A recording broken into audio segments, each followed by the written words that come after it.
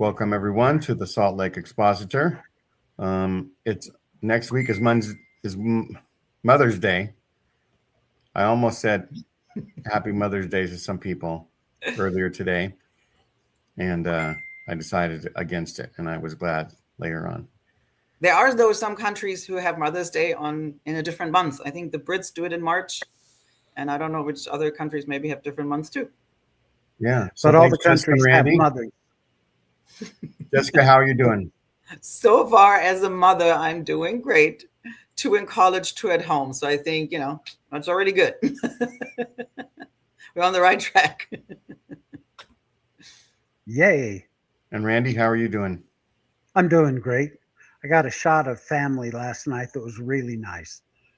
My daughter opened a new studio. She has a big hair studio downtown Spokane, and she just moved locations to a better spot out of the down mess. Nice. And I honestly, I didn't really feel like going to this grand opening she had, but Amanda is my conscience, and she said, baby, you got to go. This is family. And I'm like, I know. So we went and got flowers and went to her beautiful new studio. And the first thing I see is my son Garrett walks up and gives me a hug. I'm like, what? And then my son Andrew walks up and gives me a hug. And they said, we've been waiting for you. Like, I was so glad that I ended up going. And it's because Amanda keeps me on the straight and narrow. Because if I had not have listened to her, I would have missed getting to visit with 2 of my sons from out of town. And my daughter, of course, showing her how proud I am of her. So just want to say you would have missed out, I think, on a proud daddy moment or parent moment, whatever, right? Those are the things where I feel like, I mean, yes, it's all them, right? They're all adults, but it still shows, I feel like, and sometimes makes up for the tough times when they were little, when you're like, look at them. They all made something out of themselves. We did this. We're good. That feels good. I thought my son Garrett was going to be the one that would never have a steady job. And it's funny because they all have their steady jobs, but Garrett, I don't even know if you can call his job steady, but he makes more money than all of us put together. Here you go.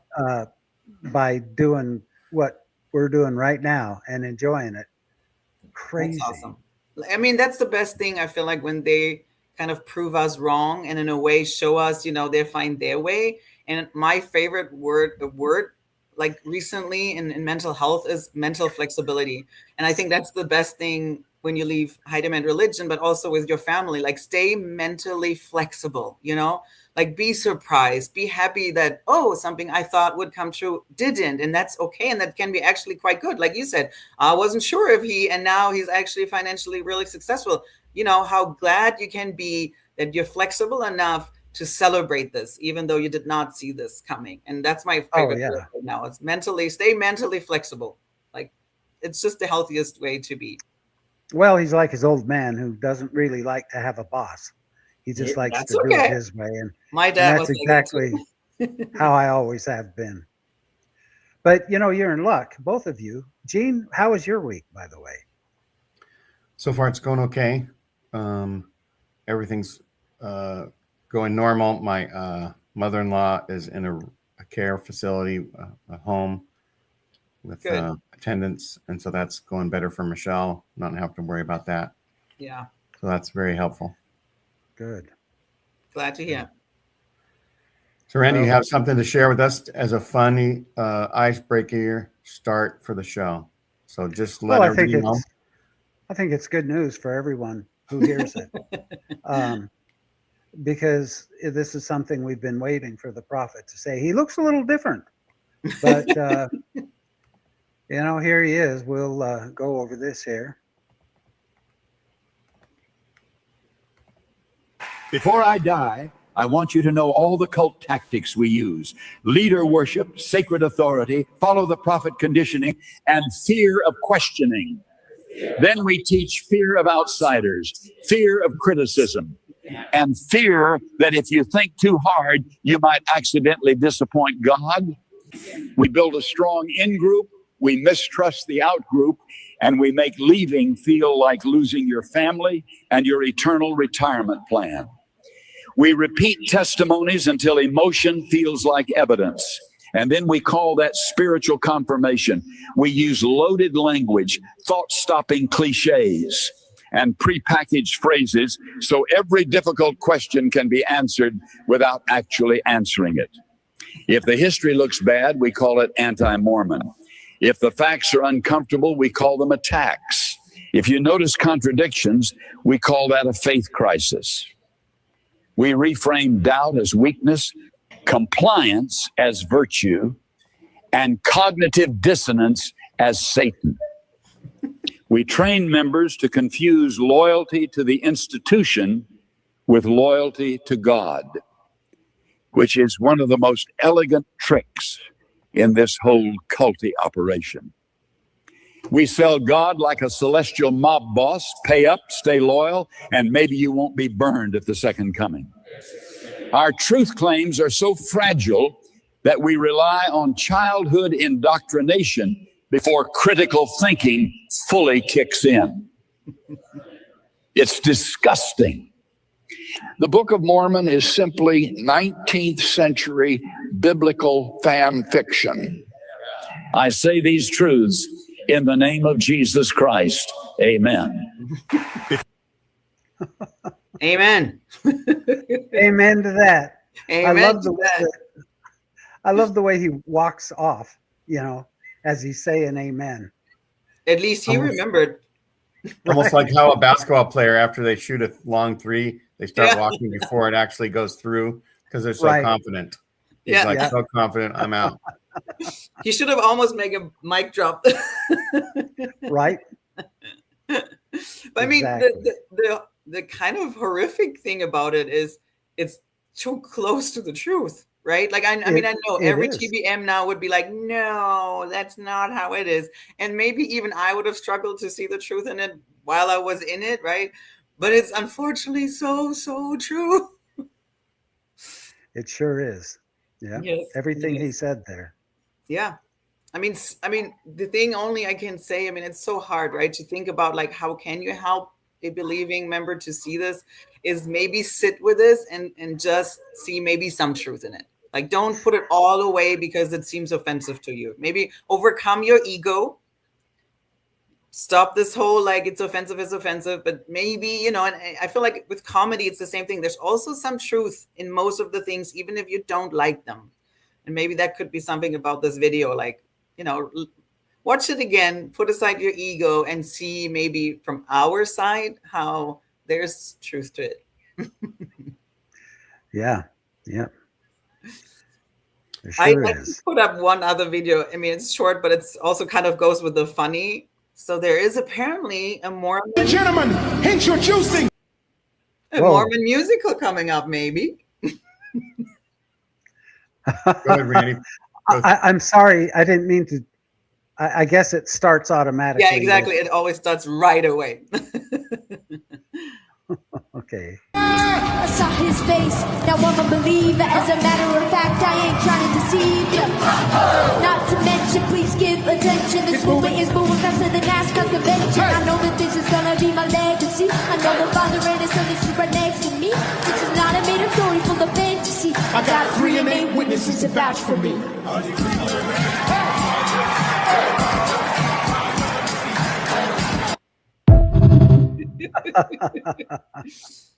I mean, it seems like it was even filmed in the General Conference building, right? That's the organ in the background that they're kind of playfully kind of covered.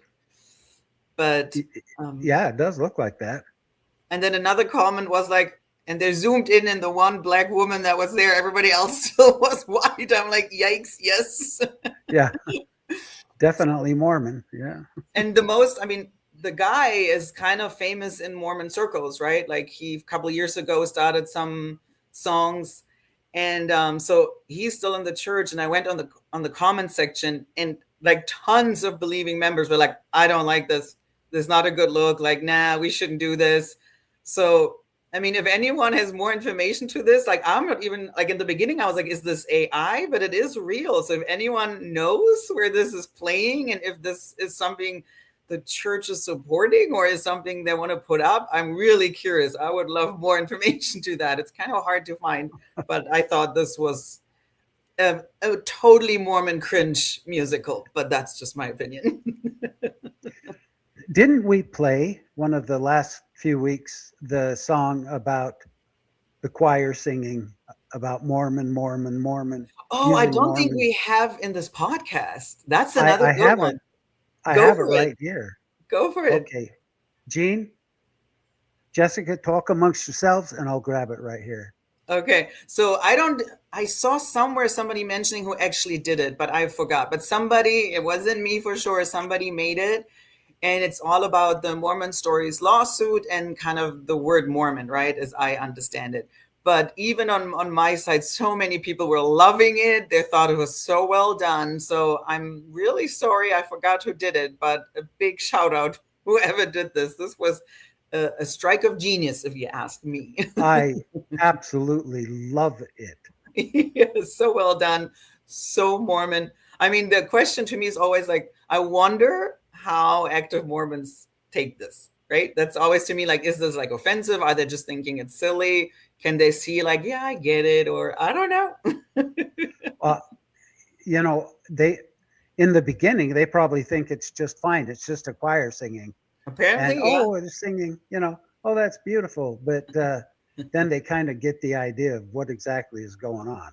Yeah. At least that's what they claim with Mormon Stories, right? Like, I was so deceived. I was listening to it like 10, 15 minutes. And then all of a sudden I was like, I'm not sure that's from the church. So maybe that's the same with that song. Yes. I mean, apparently a lot of dumb Mormons out there. And I don't mean this as an insult. It's just, if it takes you that long to figure this out, I'm sorry. IQ is like room temperature.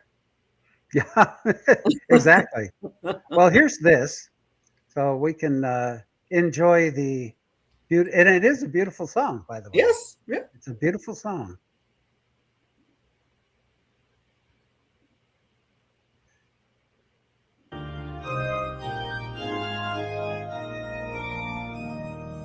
We are Mormon, yes, we're Mormon. Gordon taught it means more good. We declared it and defend it from the pulpit where we stood. Mormon, Mormon, blessed Mormon, wear the name with holy pride. We are Mormon, yes, we're Mormon, with the prophet as our guide. Then came Russell, Prophet Nelson, said the name gives Satan fame. Every time we say we're Mormon, heaven trembles at the name. Thus we handed Satan victory all those years and didn't know. Mormon, Mormon, Satan's victory, now is time we let it go. Now the name must not be spoken, not by strangers, saints or foe. Trademarked names are being guarded. We will litigate and sue. Do not use it. Do not print it. Do not podcast, blog, or post. Dallin Oaks commands a lawsuit in the name the Lord of hosts.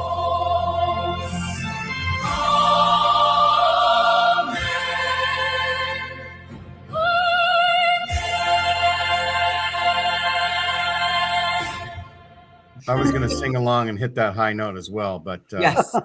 Yes. I decided against it. I would have loved it. I would have so loved it. That's just fabulous. First of all, it's a beautiful song. Yeah. Second of all, it just tells it like it is. Yeah.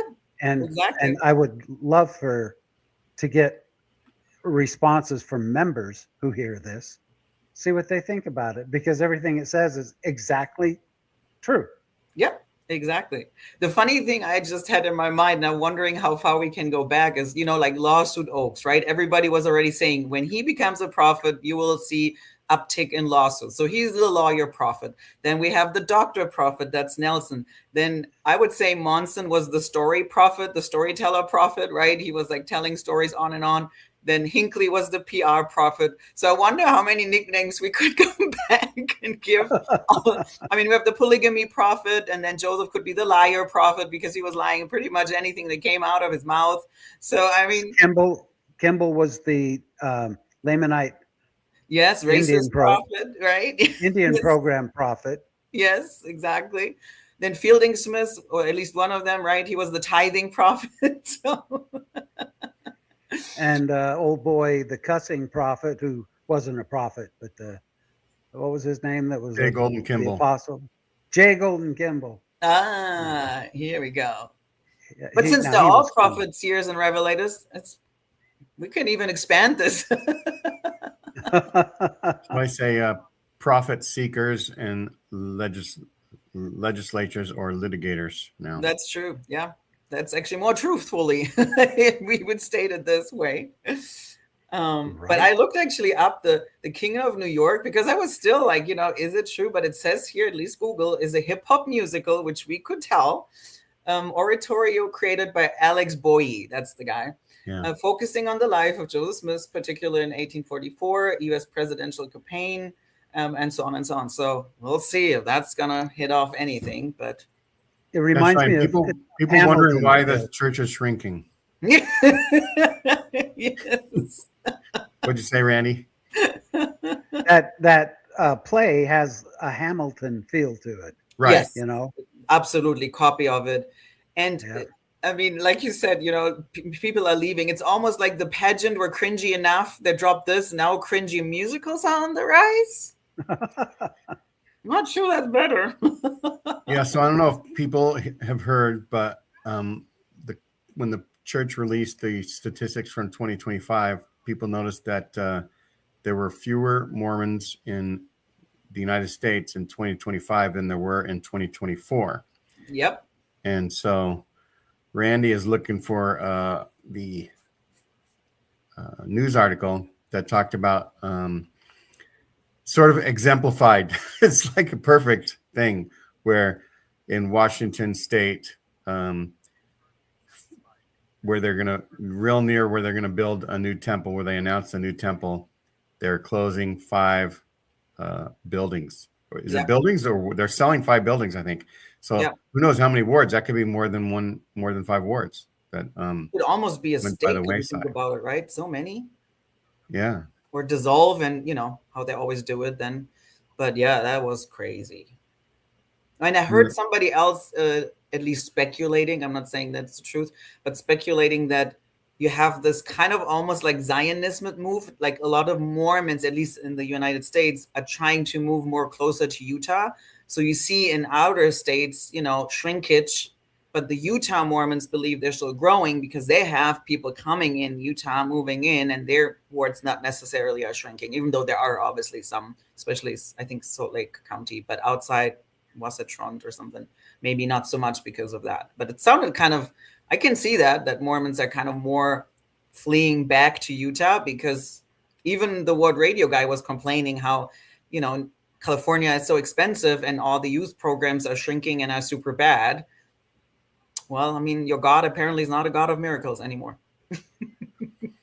Yeah, I'm wondering if Dallin Oaks thinks that if more missionaries had gotten married and had children last year, then they wouldn't have declined in the United States. So maybe they're going to have a thing that if you meet your life partner on your mission, you could just plan your wedding, get married, and you could go home early as serving an honorable mission because you ended up with the golden key. You already achieved it. Yeah. The marriage you got the gal. Now go home and pop some babies out. Yeah. Maybe the pregnancy test has to be positive before you can be sent home as a couple.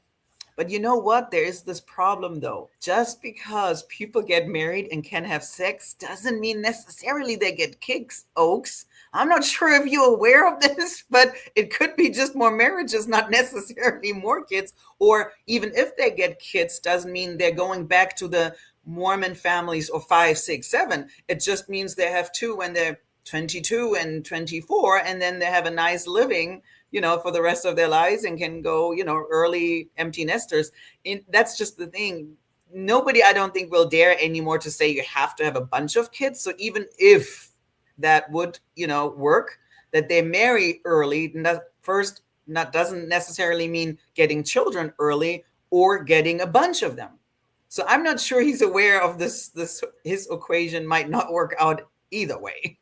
That's right. And there's this. The Lord does not need your money. But the Lord does need your babies. No.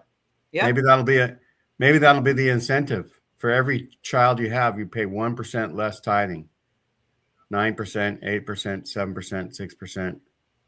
And so you can reach the celestial figure of no tithing because you have 10 kids. Yeah, and we all know now the church literally doesn't need your money anymore. They're done. That is correct. Money. So it's just working by itself. So they really truthfully don't need necessarily the tithe payers. But I made the point before, Scientology has the same problem. Just having money doesn't also resolve all problems if you're losing membership, because the church has no standing and it has no members. Yeah, and it almost looks like Randy is frozen. Yeah. And I don't know if did you find the article? Let me get back to where I am. If it looked like I was frozen, I was just trying to pluck that article out. I will continue to try. So if I frozen, we won't worry about it. People have probably seen it, but just type in. I think it's on Rebecca's or Mormonish. Right, and so that's part of the Mormon Shrivel, and let's see, what's another part of the Mormon Shrivel? Well, there was another, at least on my kind of like internet area, there was another Mormon who actually went more into the claim of we're losing more and how can we help them. Gene, you interviewed him. I saw the interview. Yeah, Jeff Strong. Yes. So he wrote a book, or apparently multiple books, but that one book that's called Torn was now for sale, I think, end of April. So we're in April. So I saw a lot of people, like he went on multiple platforms, Ward Radio, and then I think Faith Matters or Saint Unscripted. Anyway, so, and I saw a lot of believing shows first, and then he'll come on the former believers, such as the Post-Mormon Project channel, maybe someday. Yeah. He has to have his digest. Yeah, so that was a lot. I think Jenna Reese reported about it. Like I said, multiple podcasts had him on. Obviously, he also wants to sell a book, right? But sure, he wants to help members too. I'm not saying you can do both. So that was one thing where even a lot of ex-Mormons were all of a sudden like, "Ooh, look at him. He's admitting that people are leaving. And it's going to be this way if we as members don't change." I mean, his whole spiel was obviously culture is the problem, which I disagree with. I wonder, what do you think? Is he right on with the culture is the main problem for people of us? I mean, I'm not saying there are some. I'm not saying it doesn't, but he makes it more look like this is the overarching problem is church culture. That's right. And another thing that happens is excommunications lead to fewer members. And here's a famous excommunication this week. A quick announcement from Mormonish Podcast. Yesterday, on April 27th, Landon, co-host with me on Mormonish Podcast, received a registered letter telling him that he had been excommunicated from the LDS Church. They assured him it was a very loving council that they held on his behalf. But yeah, he is excommunicated. We're going to do an episode tonight. I'm going to link it in the show notes so you can get more details. But just some quick answers. Yes, he'd been receiving messages from his ward starting right after General Conference. Isn't that interesting? When President Oaks was put in. But, he hasn't attended for 8 years or so. So, and he travels a lot. He just kind of ignored these. He got a notification for a registered letter, didn't pick it up. He was out of town, basically kind of ignored this process because in his mind, he gives it no power. And then yesterday, the letter arrived that it's a done deal. He has been excommunicated. Interesting, they would choose to go after him, having not attended for so long. So there you go. I have no idea. To me, it is a massive confusion. I don't understand why they went after Landon. Yeah, I don't understand it either. I mean, I've seen some comments from obviously believing members because I posted it too. And they were all saying, well, any organization would do this. If you being against their leaders, like, why would you want anyone in it? And my point is more like, if anyone watches Mormonish, I feel like they're one of those ex-Mormon contents who are the most kindest in their voice. They're just really calm about it. They're not attacking. They're not telling anyone to leave. They're just saying, I saw issues. Those are my issues. They're saying truth that they found out. But I think they're really respectful content creator, and Landon for sure too. So it's almost like those are the good guys. And you want to get rid of it. And also the whole issue with the years he's been doing this and not attending church. He's not even going to church and, doing a double spiel or something. And I have one of my best friends in Germany. She already, same thing, wasn't going to church for years, had a boyfriend who was a never Mormon, was about to marry. So then when the problem goes away, right? And so 3 or 4 weeks before her wedding, she gets an invitation, they want to excommunicate her. And she's like, yeah, no, thank you. I'm not doing that before my wedding. And then, yeah, she gets a letter that I think that was the same with Landon. Without her present, they excommunicated her. Wow, what a lovely, family-oriented church who excommunicates somebody. And she never, she didn't, at that point, hasn't deconstructed, had no podcast whatsoever, wasn't saying anything bad. It was just not working for her. And like I said, she wanted to marry her sweetheart, who was a never Mormon, but also is from Africa. So, and he said when she said, do you want to come to my church? She was like, well, you do know your church is by white men for white men. So, and he was actually right. Bowum, Fowum, instead of Bow, what is it? Black, by blacks. What is it? The Bow, F, for blacks, by blacks, by blacks. Oh, blacks. I see what you're saying. I don't know. It's a brand of clothing. Yeah, exactly. I just want to say it's clothing. Yeah. And it's kind of a catchy name that they have for it, but it is. But it's just sad, because we all like to not like we enjoy it, but we report on sexual abuse in the Mormon church. And those people normally only get excommunicated when they're already, in front of the court and they get a jail sentence.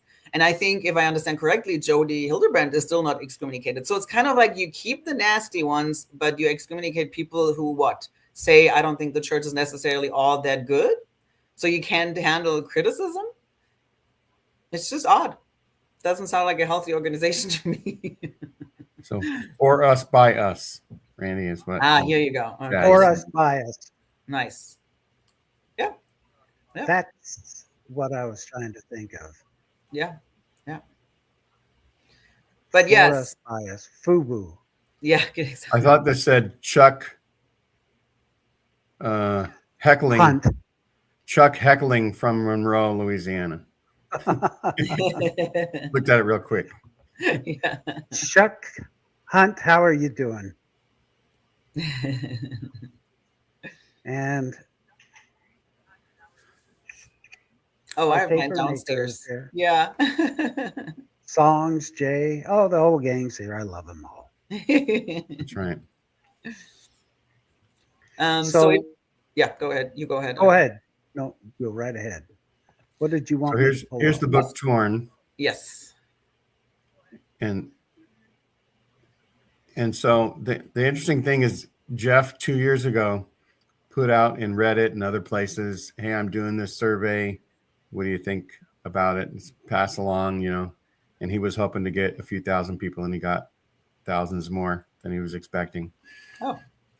And, it's not the way most, blind studies work, or how you could assign very confident numbers to all the outcomes, but it represents why people leave, right?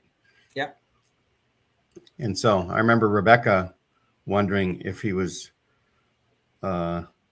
sincere, if he was a plant for the church, if it was like the church pretending to be just this one person or whatever. But it turns out that he's compiled all this data, and his own personal family members are, some in, some out. Yeah.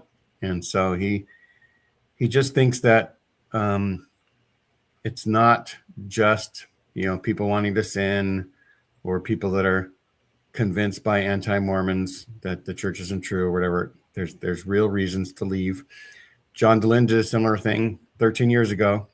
And so it's now come to a more faithful person trying to say, this is important. If we need to not disassociate ourselves from our loved ones who are leaving.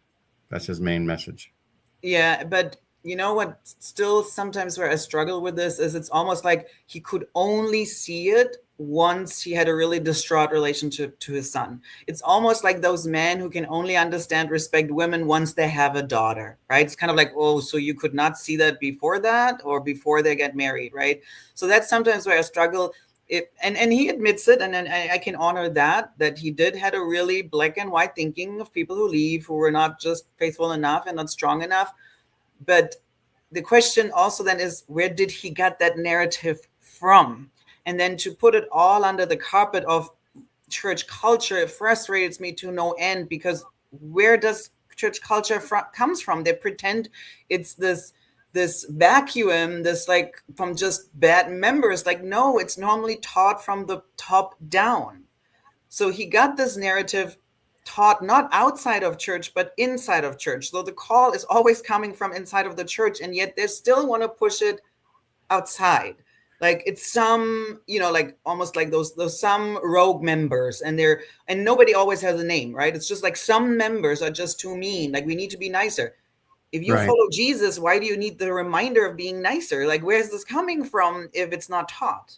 Yeah, and so I interviewed Jeff. It's more about his story, and that he was a mission president during COVID. So you can look on Latter Daily Digest recent videos and find out more about him personally. So Latter Daily Digest tries to do like a shorter Mormon story so that people get to know the creator better.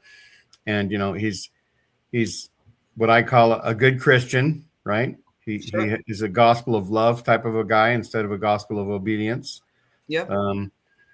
He has a friend high up who graduated from a high school in my hometown. And that guy said earlier today that the Lord does not need your money.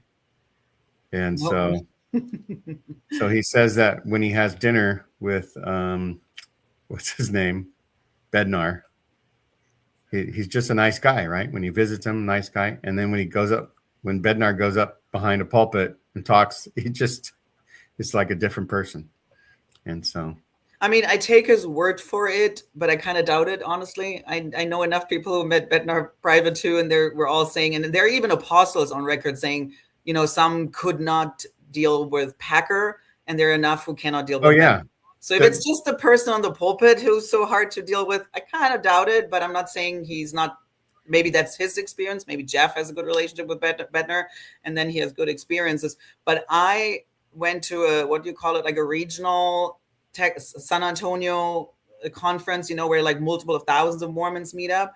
And Bednar and his wife was there. Those were the kind of like keynote speaker. And it was horrible. Like, they all made this big deal of all our youth. They were the only ones allowed to sit kind of on the bottom of the stadium. And then we had to sit in the stands, because they were making it look like they will address the youth. None of them addressed the youth. There were weird stories. And even one of those, Sister Bednar's weird stories where you like blink if you need help, woman.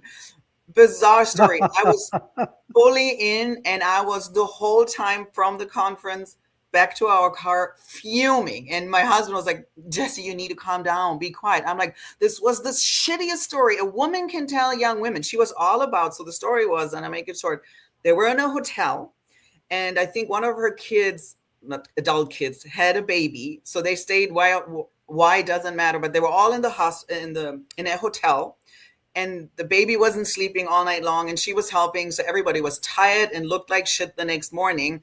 And she, Sister Bedna, who represents an apostles because she's the wife, right, went to breakfast. Can you imagine? Now really hold on to your chairs, people, without makeup. She went to breakfast without makeup, and then somebody noticed her, like, oh, aren't you Sister Bedna? And she said yes. And then she was so distraught, like, oh my gosh, I represented my husband in such a bad light. I'm like, what the fuck is wrong with you, woman? I'm pretty sure that person was happy to see you, could care less if you have makeup on. That was literally her message. The big problem is the whole church is made up. Yes. And they have to put makeup, or what was it, Patrick Mason, Joe Smith's Polygamy looks a lot like lipstick on a pig. Right. Yeah. Looks a lot like Sim to him, is what he said. Exactly. Yep. But it was so, like I said, I was really fully in. That was before my son even went on a mission. I was in Young Women's. I was like, this is a bad message. Like, why are you teaching the girls and even the boys? Like, that's how you represent your husband, not by being kind, a good example, a follower of Christ. Your non-existence makeup, was it? It blew my mind. So that's just my personal experience with them, where I'm like, and he didn't even correct it afterwards, right? He wasn't like, honey, you looked so great. Like, no, that wasn't an issue. No, he did not. He could have, right? Of course not. Exactly. That would be gentlemanlike. Yeah, exactly. It would show you, he was a good husband or kind man, but that's why I doubt it. But oh well. Are the other things you have posted down here have to do with leaving? Yes. Let's read. So this are these comments? Yeah. So this was under, I think, Jenna Reese. I don't know, but it was under some TBM. So you could even see, so there's one person asking him personal, like he was really responding personally to a lot of people, having questions about the book or having their own experience. So I thought this was interesting, and we can read through it. Like, so there's one person asking him a question about his experience, and then his, which I can appreciate, was, I think, pretty, for a believing Mormon, a good answer. So the question was, my frustration with these kinds of works is that there's rarely an honest discussion around what the real concerns are from members who leave. The conversations by faithful members are always couched in vague language, giving the member the impression that they've been exposed to difficult information, but really the actual concern isn't ever honestly laid out. It's all inoculation. My 69-year-old mother, who I would never try to dissuade from her faith, told me she's heard every argument against the church that's ever been made, and she still has her faith. So what's my problem, right? Yeah. And then she asked me for 3 specific examples of things that shook my faith. So I calmly and carefully gave her those examples. The SEC investigation, no record of the first vision for 12 years, Book of Abraham. And even as delicate as I was being, her jaw was dropped, and she said, there's no way those things I said were true, and it's all anti-Mormon garbage. She spends a ton of time researching controversial issues in Mormonism by faithful LDS content creators and didn't even know the basics of what the real issues are. It's all inoculation, cloaked in the image of honesty, but never actually addressing the real issues head on. In sincerity, after my rant, looking forward to checking out the book. Right. So then answer 1 and 2 is his respond. Jeff's. Yeah. So answer 1. So this is Jeff. Mm-hmm. So Randy, you read Jeff's response. All right. If you read it, and I hope you will, you'll have to let me know if you think it's an accurate and honest assessment of why people leave. If you don't feel that way, I missed the mark. You might find this interesting given your comment about your sweet grandmother. 75% of active Latter-day Saints are unable to identify the correct approximate number of people who have left when given a list to choose from, and they almost always choose the answer with the lowest number. And when given a list of the reasons people leave, they also typically select the wrong answers. I think we have a blind spot. And I'll bet your grandmother is a really good person, but it sounds like she has the same blind spot many do. My hope is the book can help with that. Seeing is half the battle. That's right. If history, current events, and people's experiences are anti-Mormon lies, then you might be in a cult. Yeah. But I think, to me, like, I don't only want to critique him. I thought that was the most transparent and honest I have seen a lot of TBMs respond. I think he was fair. It was a good answer. He was not hiding behind, like he was saying, yeah, unfortunately, 75% of our membership guessed wrong. So we still have a lot of biases towards people who leave. And I can appreciate that. That's, to me, I feel hurt, right? Yeah. So that was just a positive example I saw of him responding. And so that's what I heard a lot of ex-Mormons saying too, like, wow, he really, like, I think he also put out numbers like 40% of active Mormons have left in the last 20 years. And he's like, and it will be more. So that's for the first time in comparison to the latest general conference not too long ago, where they were tooting from the rooftops. We're growing, we're growing, we're growing. That's kind of where, like, I can appreciate Jeff, but on the other hand, he has no authority whatsoever. He's not a GA. He's not an apostle, right? So here's a Mormon who's trying to be, at least looks to me, a little more transparent and honest with problems inside the church. And yet you don't see anything even closely remote from the leadership who have authority. Yep. How about them apples? Exactly, right? So that's where I'm keep struggling when you have those, I would say good Mormon trying, like, we talked about before. There's so many, they are good, but yet they have to still do thought-stopping process in the middle of it, right? Because then they have to come back this like, oh, it's just a culture. We didn't love them enough. We're not kind enough. But at the end of the day, I mean, like, I know both of you and me, did you guys left because somebody didn't love you enough? Did you left because of the culture? I left because I realized that it was 100% bullshit. There you go. Gene, why did you leave? So I left because I felt that the apostles were apostate because they weren't very loving toward, what Jesus would say, love one another. And they were not very loving toward women or LGBTQ issues. And so to me, that was not very Christ-like. And so I stopped doing that. Yeah. And Jessica, we're not the only ones leaving. No, like he Landon, said, he admitted it. Yeah, Landon and Rebecca did a show, and I just thought these were interesting statistics. That the wards created between 2023 and 25, 96 wards created, 538 wards closed. So they're actually going backwards. The biggest winners of wards that were created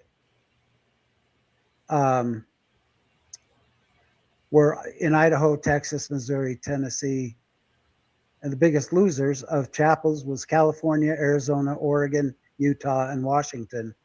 And of course, Seattle is closing 6 buildings. Yeah. And so in 2026, since February 7th, or as of February 7th, 12 wards were created, 33 wards closed, and 3 wards from branches I'm sorry, that last part. Yeah. 3 wards from branches, net loss of 18 wards altogether. So that's a ton. That's a lot of people, Yes, exactly. And that's just also where the church doesn't speak up, right? It's they're tooting out their numbers, all the converts, baptism. Nobody wants to talk that the ratio we keep them is also horrible. We have a hard time in Mormonism keeping adult converts longer than a year, I think, is it, or a year and a half. We have horrible rates, even on missionaries returning from home. I think, what was the latest? In the first 6 months of their return, I think it's another 30 or 40% who leave the church.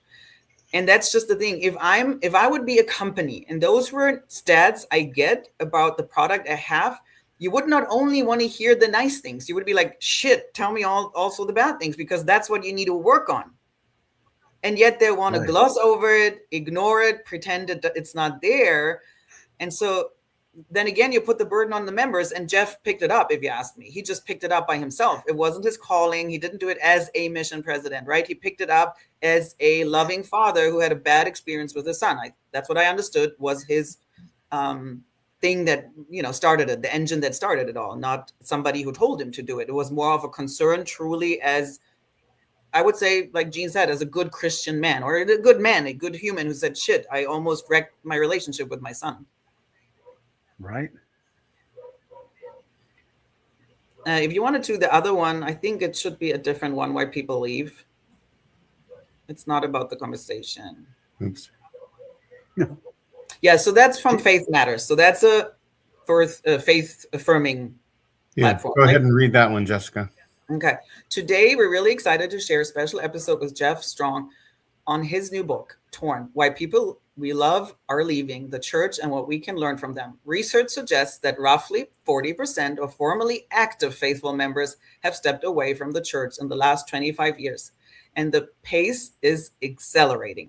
Jeff Strong is asking why. Drawing on hundreds of interviews, he's found that again and again, disaffiliation is rooted in unmet spiritual needs, strained trust, and experiences of exclusion of spiritual, honest, and generally hopeful. Because if culture is part of the problem, there's also something all of us can do to help. And the rest is not really necessary. But look at all the words. Spiritual needs, disaffiliation, exclusion, or spiritual starvation. That shouldn't be something the culture picked up or destroyed. Is Jeff and a TBM? Yeah. So how can a man, and this is a sincere question. Yeah. How can a man cover all of these points of why people are leaving and still be in the church? And not leave himself? And not leave himself. Yeah. So Ganesh Cherian, the historian and former bishop from New Zealand, was in a similar situation. As a bishop, he felt like he did lots of good in the community, and he did lots of good for people that were in the congregation, and that the church had structures and things set up to do good. The biggest problem is all the things that are set up that are institutionally harmful to people. But many of the institutionally harmful things are, the foundation is some sort of prophetic pronouncement from years past.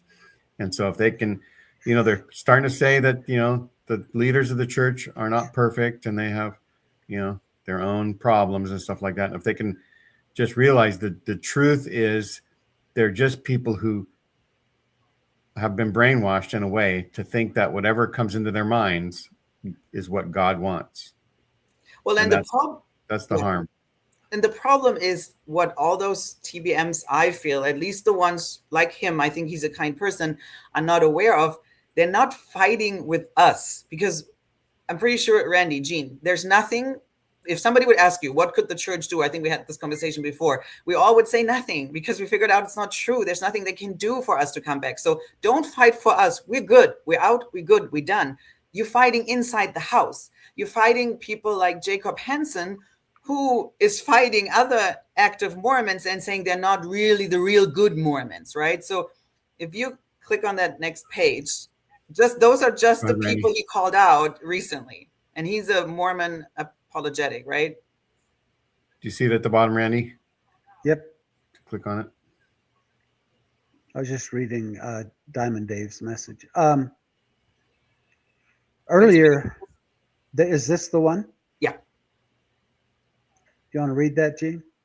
Yeah. Earlier today, Jacob Hansen released this video attacking polygamy denier Michelle Stone. He's made attack videos like this before against folks like Dan McClellan, John DeLynn, Dan Reynolds, Dr. Julie Hanks, but not yet Randy C. Watts, interestingly. Because it seems that Jacob is entirely incapable of stomaching when someone has a bigger platform to influence church members than he does, unless they agree with every opinion of his. In the video about Stone, who I personally know, for the record, considered to be a kind woman, but a borderline conspiracy theorist, Jacob repeatedly corrects her takes as not being in line with the brethren enough. He also points out that she doesn't sustain the brethren with her audience. Instead, she teaches a divided body of Christ. This is a recurring theme of his videos against other members of his own church, too. And so what Jeff is keep making the point is we need to be more loving. We need to be accepting, kind of like, the Jews are even okay with atheist rabbis. Mormonism isn't. But he likes to make this claim as if Mormonism could create a space for Mormons who don't believe but want to attend a community. Those are the PMOs. We already know it. They're physically in, mentally out, right? So if you want to fight for them, don't ask us who left. So that's the problem for me. It's like he's fighting actually inside the house, but using us who left. So I'm not sure he's aware who he's fighting. I think he's more fighting with people like Jacob Hansen, who are actually saying, no, they have no place in here. Julie Hanks, out. You're helping, liberal women, out. Leave. You're not good enough. Dan McClellan, he doesn't like the data over dogma over data or data over dogma, right? He doesn't like him. He even called him out. I think I have that video, actually. It's really disturbing where you're like, so what does Mormonism want? Do they want Jeff Strong's version of it? Like everybody is welcome? Or Jacob Hansen, who actually only want the yes man people? They want the people that pay their tithing, whether they believe or not. Seriously, they don't. The church really doesn't care if you believe or not. What they care about is, do you build the church with your funds? Are you attending, to show numbers? Whether you believe or not is completely irrelevant to them. So is this thing, if I press play, well, is it going to? It's something else. I mean, it fits with it. Oh, so it will play. That's what I was asking. But if you can turn down the volume or mute it, can you mute it? Can you mute it and put it up again? Because we don't need the music, but we could read it, and it's just on point what we were talking about. So it says, this is where they were standing when I heard Mom quietly crying to Dad about how sad she is that I have such a beautiful life, but none of it matters because I'm not Mormon, my brother. That's right. That's how. That is so realistic. Exactly. That is so, oh my gosh, when I was younger and my oldest son was mission age, he decided to go into the military and became a Navy SEAL. But my mother-in-law called. This is the mother of my kids, my first wife. And she says, oh, Randy, I heard the news about Randy Tyler. I'm so sorry. And I'm thinking he got hurt or something. I'm like, what did you hear? She said, I heard he's going in the military and not on a mission. I said, no, he is in the military. He is on a mission for your freedom. Yep. So what if no one did that and everyone just went on Mormon missions? How do you think our country would look? Yeah. It really upset me that she made that innuendo that he was no good because he didn't go on a mission. Exactly. And I have this in my family. So my mother-in-law, my first son went on a mission, and I talked about this plenty in our interview. And then I had another son, they're just 23 months apart, so that he was about to go on a mission. And then we figured out for ourselves the church not true. So we were like, hey, buddy, you might want to hold on, with the thought going on a mission. And then he actually allowed himself to say, I actually never wanted to go. I'm so glad you said it. So already one red flag, right? Our son would have done it to make us proud, not because he wanted to go, but he's a good son. And then the second thing is, once, my husband's side of the family then all got aware, the first comment my mother-in-law makes, if you would have lived closer, like I would have made Marvin go on a mission. Where I'm like, if you don't even have influence from right now, you think that the distance is really the issue? But it's almost like, don't you care? He's a good kid. He goes to college. He's a very kind person. He always, like, if you ask him to do something, like even when he was little, I remember we're in Walmart and there was this mom with a baby and she had 2 carts. He jumped there. He's like, Mom, can I go to the car with her and help her push the second cart? I'm like, please do. He was like 12, 13. I didn't have to say anything. He's just a kind kid. But none of this matters to Mormons, right? And even to Jeff, it didn't matter. He was just so upset that his son came early home, right? Gene, that's the thing. His son came early from his mission. And I think, if I remember correctly, he bought a ticket or something and just left for 6 months, no contact. And it's not like, like, where's your worrisome? Where's the father who's worried about the son? No, he was so disappointed. And he says, he admits to himself that was not a good look. And that's how he came to where he is right now. But I'm wondering, but where so many Mormon dads are like you were. They're just disappointed. There's no love. There is no, hey, buddy, we can pick this up. I don't want to lose the relationship to you. And he lost his relationship too. I mean, I know, at least he says, right, he's fine with the son and I believe him.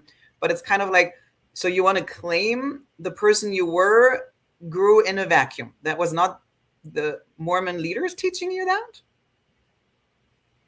Yeah, right. I was a piece of clay when I was a kid. From the time I was a baby until about 55 years old, the Mormon church had their way with me. And you know what? For the first 45 years, I was all in. I don't know how. I don't know why. Thinking back, why did I believe? Well, I do know why. Because it's like so many people, I was born into it, raised in it, and you think that's what life is. You don't realize that there's a different kind of life away from the church. Yeah, and I watched Gene's interview with him. I don't know, Gene, what are your thoughts? You don't have to share, but I thought the first half, when he was talking about his upbringing and his, let's say, difficult relationship with some relatives and even with his dad, I thought he did such a Mormon thing on glossing over all the toxicity in his family by like, but I learned because my dad was so hard on me. Would I wished maybe a better dad, but maybe then I wouldn't have become who I am. It's almost like if you say kids who are growing up in abusive families, they're only the person because of the abuse. And this is so toxic. And Mormonism does it all the time, excusing former relationship. And even if his granddad had, what did he say? PTSD. From military. Okay, maybe we didn't have words back then, but it's still not an excuse. It didn't make, I mean, it's more to me mind-blowing how he was thinking if his dad would have been rich and kind, he would have been a worse version of himself. Where I'm like, can you imagine who you would have been if you had the dad little Jeff needed? It's so Mormon to excuse all the, he was always giving Gene a little bit of honesty, and then you could tell he was uncomfortable, so he took it back, kind of like, but it wasn't that bad, it did serve me well, and how he was this miracle birth just because back then maybe they didn't know why his parents made him, right? But it's like, no, it was not freaking miracle. Those things happen, but it's this, everything is washed up with Mormonism, and it's so sad to see in a good man. Like I said, I think he is a good man and he's trying and he changed. But the thing we don't allow is, can we maybe imagine in a positive way who he would be if he would left church? Maybe he would be more authentic, more loving without restraints, that still he has his biases, right? So that's why I'm always so sad when they have to fall back to, there would have been worse. But Jessica, had he left church and written this book, no members would read it. But will they read it anyways? I don't think most Mormons will read the book. I mean, at least what I read, a lot of Mormons were like, or even on they were like, but Mormons won't read it. It's some liberals and some apologetics who will read it. Will it really read most of the Mormons? I mean, I know outside of the yes, nobody will, because it won't be translated. If it doesn't fit the narrative, they're not going to read it. If it even begins to look like a book about post-Mormon life, or maybe some things in the church aren't true, that'll go right in the fireplace. Exactly, because most active Mormons are nowadays even afraid to read Rough Stone Rolling. And that's Richard Bushman, right? Exactly. So people are like, "Ooh, I know a lot of members who left because they read the book." So now even the Mormon approved books are not all good Or necessarily. the gospel topic essays. Exactly. I mean, or can we envision a version where he would have really truly sit with his son and said, "Talk to me. What are your issues?" And he would have listened and said, "Wow, yeah, you're right, actually." Because he's still saying his son is wrong, right? I mean, like, there's no way as a believing Mormon you would have left the true, joyful spirit gospel, right? So he still, on some level, have to say his son went astray. He's now not connecting his love anymore. It's unluckily now it's unconditional love and not conditional love anymore. So we mentioned Jacob Hansen earlier. You want me to play that Jacob Hansen clip? So that's his attack on Dan McClellan. Okay, here it goes. McClellan, because I want to come back to the Bible contradiction. He's an interesting guy in that he's super educated. I don't know his exact expertise. I've heard, debates on if he really is a textual critic or not, or if his expertise is something else, and yada, yada, yada. So this isn't to attack him, but overall, fellow Mormon, seems very liberal ideologically. I don't think, if you want my honest opinion, Dan doesn't believe in any of the fundamental truth claims of the church. Okay. I'm not sure why he remains or claims to be a Latter-day Saint. And maybe this is a little bit frank. And I'd be happy to have Dan on my show. Dan, you're welcome to come on my show anytime and talk about your beliefs. He never talks about them, but when he does talk about them, he says that the data, Latter-day Saint beliefs, and then he says you should believe the data over the dogma. Right. So just put two and two together there. And he doesn't believe in the Christian claims. He said explicitly that the data doesn't support the resurrection of Jesus. So I'm sitting there going, Dan, you're saying that the data supports atheism, and you're saying we should trust the data over the dogma. So it's not very hard to make the inference of what you actually believe here. If I'm wrong about this, Dan, you are welcome to come on my show anytime. I would love to see you two. Oh, me go too. ahead. Because you seem to be more of I would say a conservative Mormon. If he's a liberal Mormon, you would be more of a conservative Mormon. Yeah, I actually believe in the You actually claims believe of the in church. the things, right? Yeah. So the Protestant version, I don't mean to be disparaging of a Dan, but it would be the pastor that just came out and said they're transitioning and they're becoming a woman. Is that when I hear Dan talk, it seems like the strategy or the tactic is I'm going to poke holes at the scripture, at the Isaiah scroll. Is it 99% the same? And Wes Huff messing up this quote on Joe Rogan, and him and Alex O'Connor have this weird symbiotic thing going, and, right? And so it's like poking, trying to really poke at the reliability of scripture. I'm not even talking about inerrancy. I just mean, is the Bible reliable, right? Is it a reliable source of truth, history, teaching, correction, rebuke? Poking at that. And so the theory has been that is because if the LDS apologist can make the Bible seem crazy and wild, then the teaching of the LDS church doesn't seem as implausible.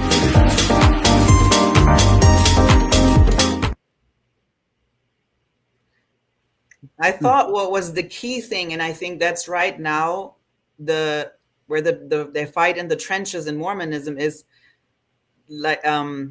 Jacob made the distinction, right? When he said, so I would say you more conservative. He was like, no, I'm more a true believing member. Meaning a liberal member is not a good enough member, is not a true believer. So my question or my plea would be with Jeff, stop talking about people. Yes, he claimed he had some research, but they're still talking over us, not with us. And talk with the people inside of your house, like Jacob Hansen. Why are you not calling him out? Because he's literally living that toxic culture you're talking about. Why are you not calling out those guys in your church and pretend they're all this, nobody knows who they are, but they just exist? Then call them out too and say, that's not good. It's not helpful for our church, but they don't, right? They never call out the believing members. Yeah, one thing they don't realize is that, there's so many things that the leaders have uttered in the past, even like the Adam God theory and other things that Brigham Young said that have been disavowed. Like we can't use our brains. We can only disavow something that a current leader disavows. Yes. But being rational is not being a good Mormon. No, it's really like what is it? Who is it? Was it Oakes? Like, you can't criticize the leaders even if the criticism is true. I mean, that's the core why it's problematic, and that's why also we will see it with Word Radio. I watched it. Believe me, it was a sacrifice. You're welcome, y'all. Don't do it. Jeff is still kind of walking this line of he needs to support the leadership. He's always saying, I'm not criticizing the leadership. but there are issues, but I'm not criticizing them, right? Like he has to always fall back immediately and then put it on him. Like, but we, the members, and then they keep ignoring where is culture coming from. Culture doesn't exist in a vacuum. And I want to ignore this, that the problem, again, I can just repeat 1,000 times, is coming from inside the house. That's right. And they keep Randy, looking outside. You are muted, Randy. So if you want to say something, we'd be happy to hear you. I was just going to say he's obviously trying to avoid being excommunicated by saying, not criticizing the leaders. But you know what I feel about that. That's right. And by the way, I don't think that Jacob Hansen believes the church to be true. When I listen to him, it's like he's doing this for a living. Yep. He's playing a character. I don't think he believes the church is true. I think he craves attention. He craves the attention. So he keeps making more and more podcasts and calling people out in the hope, if I poke enough the hornet's nest, one will come and talk to me. Yeah. But nobody wants to talk to him. He's really like not a good character. Okay, I'll play the first one on the left. Convo flow. We'll just let the convo flow. Yeah, and you know. So tell us about your book, and then guess what people in my audience said, and let's see if it squares with what the general audience said. Man, that's great. I can't wait. I'm here to learn. So cool. The brief version of this is my personal journey into the LDS disaffiliation space started with my own son 13 years ago, who left the church. He was I can't make jokes. No, you can. You can. So there was a lot of pain and suffering, but there were some funny, crazy times too. So anyway, I was also a bishop at the time, and this was 2013. So there were people in my ward, and they were leaving too, and none of these folks, my son and these other families, fit the profile I had in my head in 2013, right? That profile was, well, the people that leave the church are just those people that don't have the faith and character to be Latter-day Saints. They just couldn't cut it, so they washed out, and that's it. And that's sort of how I grew up, and that's how I thought. And then all of a sudden, I was seeing people that were kind of devout, faithful, traditional Latter-day Saints that were stepping away. And Cardin, my brain just doesn't handle that stuff well. Like when the words and the pictures don't match, I go, okay. Wait a minute. There's more going on here. So it started out just very informally, where I was trying to learn, right? I'm talking to people. I'm trying to learn what's going on. What are you thinking? Why are you feeling like you want to do this? Well, then later, I taught at the business school at BYU for a few years after my career was over, and I got close to some students, and I was having conversations with them, and then I did a little bit of work for the church on this, and then I was a mission president, and I talked to Cardin. I did 4,300-ish interviews in 3 years. Oops. No, it's all, that's really, you didn't miss anything. But it's so like you can, when we were asking how can he do it, he's entrenched in Mormonism. His career, he's getting asked, he's getting promoted and mission president. That's why. That's right.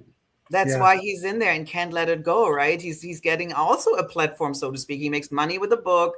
He made money. His career was entrenched in it.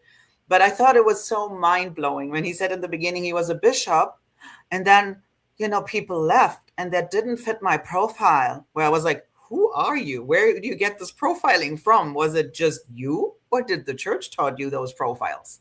And then for the first time again, he acknowledged, and then I learned, oopsie, I'm wrong. Jessica, he gave examples of why people leave the church. Did he give answers to those concerns? Well, that's what I'm saying. He admits there is doctrinal problems, historical problems, but they're all overcloaked by culture, because he doesn't dare. Because every time he's like, I will not talk about doctrine. That's not what I'm here for. I will not criticize the leaders. That's not what I'm here for. But we as members need to do better. He's all about this, like we need to just love them more. As anyone, that's why I asked you in the beginning, none of us three would come back. It would actually annoy the crap out of me if I would get love bombed again by members, right? This is not why I left. I didn't left because members, it was the opposite actually. We were like the perfect family.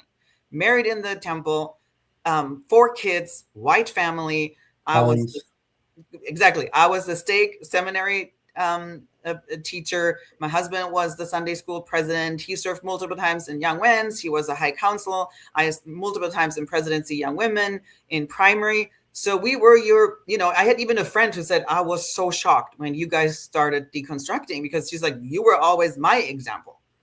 And I'm like, what? I mean, I never felt like that, because I think in Mormonism, you always taught this inner struggle, like you're never good enough anyway. So then you never feel like this. And maybe there are some narcissists who totally thrive in Mormonism. I'm not saying that, but I wasn't one of them. But I was loved. I had friendships. That was in Texas, at least for a decade. Those were my only friendships. We're Mormons, Mormon moms, right? So I was in it. It worked for me. But I just learned the truth. No love can make up for a lie. And also, but it worked for you. But the other thing is that the people who are decision makers in the church, they are all people who the church works for them, right? Exactly. And they're all wealthy, and they think that God has blessed them for their work in the church. And so if everybody else just puts their nose to the grindstone and works diligently for Jesus, Jesus will bless them with riches, right? The prosperity gospel. Exactly. But what they don't understand is that there's the harms that occur are enough that if religion was a commercial product like peanut butter, like I've said before, that if there's a tainted product, you spend tens of millions of dollars to get that tainted product out. You have responsibility. You have, what do you call that? Responsibility to your consumers, responsibility to your name, to your brand. But when you're in religion, if something bad happens, it's just Satan doing it. Yep. It's not what you did. It's what somebody else did. Somebody else that doesn't even exist. And we just had a talk, right? Like a couple of years ago at BYU, and the guy was calling out activism. So Mormonism doesn't even officially support activism, right? People like Sam Young, who's saying, hey, we're having here a really shitty system. Mormon bishops shouldn't be allowed in having sexual interviews with children and teenagers. And to your point, I don't use peanut butter, but I use Nike. I remember, I think it was Nike, Adidas, like all those sports shoes when we figured out, I think it was either the 2000 early or 90s, that children were making the shoes. And what did consumers do? They said, no more Nike, no more Adidas, whatever the brand was, right? So that's what we do. Then we get into activism and saying, we will not support that brand. I will not buy it. And they will feel it fast. So what do? They change. But in Mormonism, again, it's towards those, like, you don't criticize the leaders, even if the criticism is true. Even if we're saying, there's child labor, I'm not supporting it. You should shut up in Mormonism and you march the march. That's right. That's toxic and unhealthy. That's not how it works. And that's why Mormonism, if you ask me, relies on people like Jeff who do the dirty work, because they don't want to call it out, right? They can, because then they're admitting not everything runs as smoothly as they like to pretend. That's right. You want me to play the second yes. thing? In your study, I haven't read your book. That's one of the reasons why I want to get you on the show. Yeah. But my feeling is this. It's probably not doctrinal. Though people will say doctrine, that's usually an excuse they find afterwards. Okay, can you pause? Pause? I think it is almost purely cultural. Did you hear this? Yeah. You can start from the beginning. Here again, what he thinks, why people leave. On the show. Yeah. But my feeling is this. It's probably not doctrinal. Though people will say doctrine, that's usually an excuse they find afterwards. Who of you found the excuse? Then why do they leave? I didn't find the excuse afterwards. So I'll say, 90% of the people that leave, just something's not working, right? And it used to be the trope that they were offended by somebody, right? But what it is their inner person really realizes that there's not what I thought the church was, right? There's not love. They're not doing the things that Jesus says or whatever. And then they do give themselves permission to look up church history. And that does give them ammunition and support for being more vocal about leaving and stuff like that. But anyway, I think we'll let him continue. yeah, I think you're right. And there's also, I feel like, and I think who is it?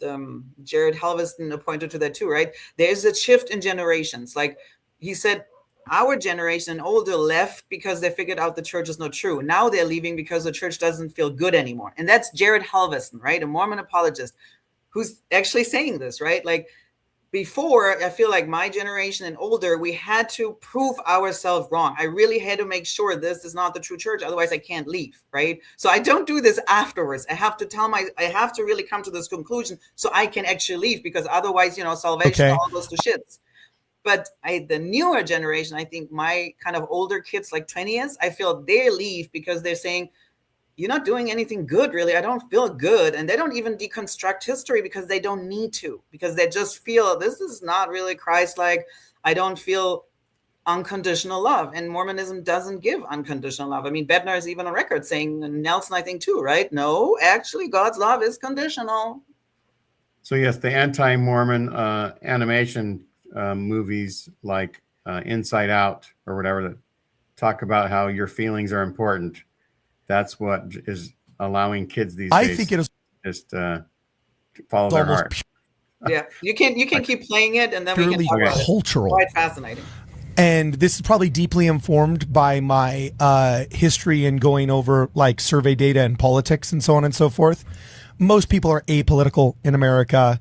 You might convince them they're Republican or Democrat or Libertarian, but that's usually more a function of social group and education level and neighborhood than it is really of actually any kind of like intellectualism within these people. But I bet if I were a betting person, I would say the number one reason why people go inactive from the church is cultural, because our church is, and all churches are for us, by us. And right now the us is a very specific brand of wealthy suburbanism that does not translate to every single living scenario out there. And if you're not in that social club or that demographic, you probably don't necessarily feel welcome. If you're not of that generation, you probably don't necessarily feel welcome. And there's kind of a specific brand of Mormonism that has pervaded post-war, frankly, since we standardized and started correlating everything in the 70s and 80s. So the generation that flourished in the 70s and 80s now controls the narrative, the doilies, the interior design, and even the activities and the topics that we'll speak about in our standardized gospel doctrine classes, right? And in many ways that was great and yielded a large amount of growth post-war, but now has actually become a burden that we are ill-equipped to change because we are so used to standardized and central planning. So until that generation goes, we will languish in it. So it's cultural. I bet it's cultural. Yeah. I came up with an answer, Cardin. Yeah. What is yours? What is yours? I came up with my answer. It might feel like a bit of a cop-out, but hear me out for a second. I think the primary driver is probably, if we look at the root, I'm going to go with the primary reason being pride. Ooh. And that's not necessarily pride. Yeah. Oh, jeez.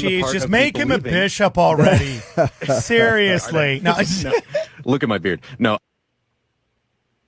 So to be fair, but I thought it's enough, it would get longer. He did then explain he meant also pride from members, that they drive out other members because they're too prideful, like Jacob Henson. He didn't say that, I said that. But, people... I thought he was saying that people leave because they're too proud to be in the church. And I'm like, I don't agree with that. Exactly. They're embarrassed to be in the church. Exactly. Right. And Jeff did say that too. He's like, oh, I did understand you wrong, but it would have gone more and more. And I felt that the video was long enough. So that's why I just want to say, hey, this is not funny enough what he said. He said, yes, that does exist, right? We all know that. I mean, in the 80s and 90s, it was Mormons left because they were too intellectual, right? The intellectuals were also the enemy bypacker, right, for the church. So I think it does exist. It's funny how he changed it. And I think in that matter, he actually made it better. So I just want to give that. So we don't need to talk about the pride thing. It was just kind of there at the end. And then I wanted to cut it.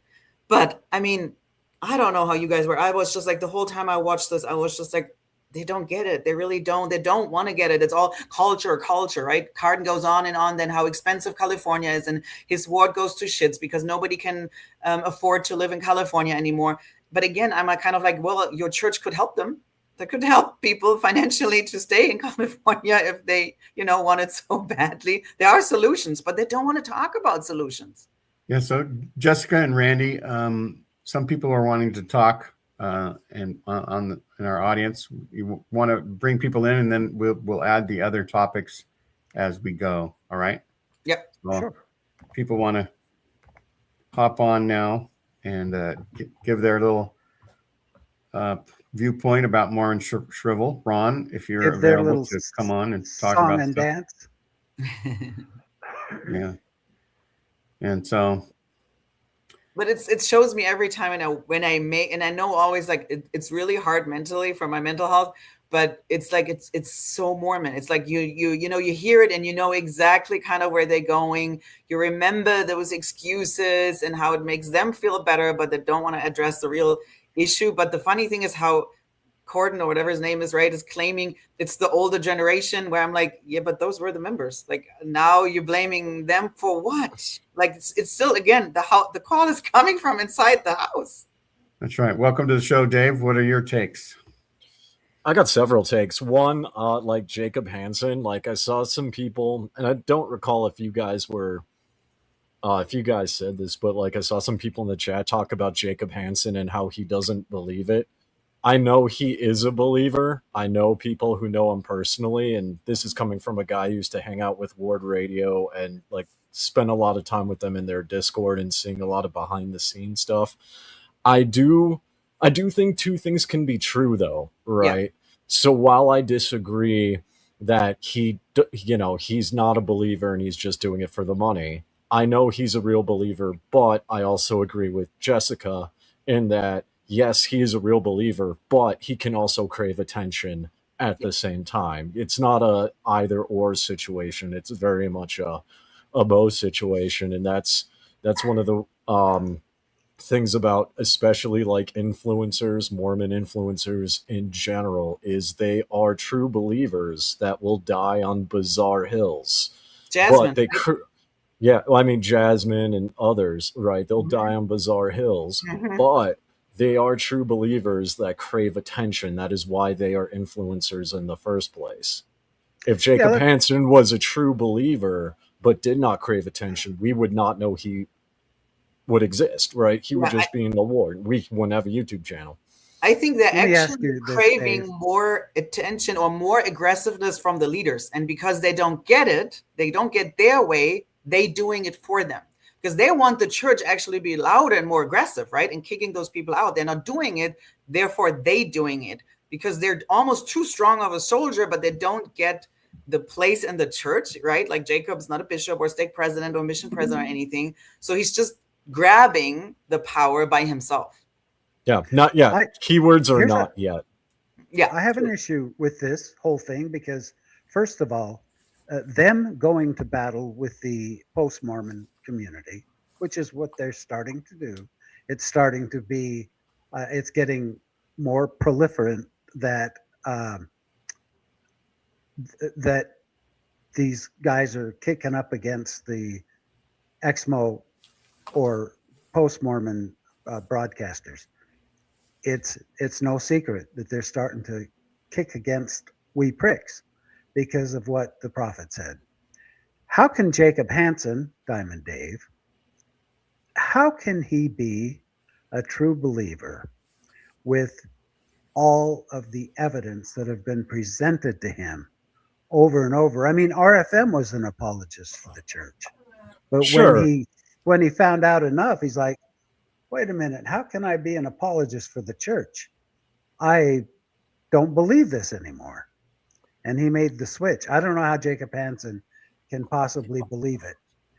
Well, the easiest answer is a combination of faith as well as personal experiences, right? I am not an expert on Jacob Hansen, but I think he's around my age. I'm 37, right? So let's pretend Jacob is 37. That's 37 years of life experiences. We don't know what he's experienced personally. We don't know what, alleged prayers he said that he claimed would be answered, right? So there's that dynamic. But also too, it's a combination of faith, and then I think there's also a dynamic of just believing that he's right. You know what I mean? I think he has a savior complex. Because it's like, how do you believe in the church? Well, if it works for you, exactly, and you have those personal spiritual experiences, why would you not believe in it just because of evidence, right? I mean, we can look at radical Islam and people who flew airplanes into 9/11. How could they believe in Islam with all the evidence of the Quran? Yeah. They did. And they died for it, Yeah.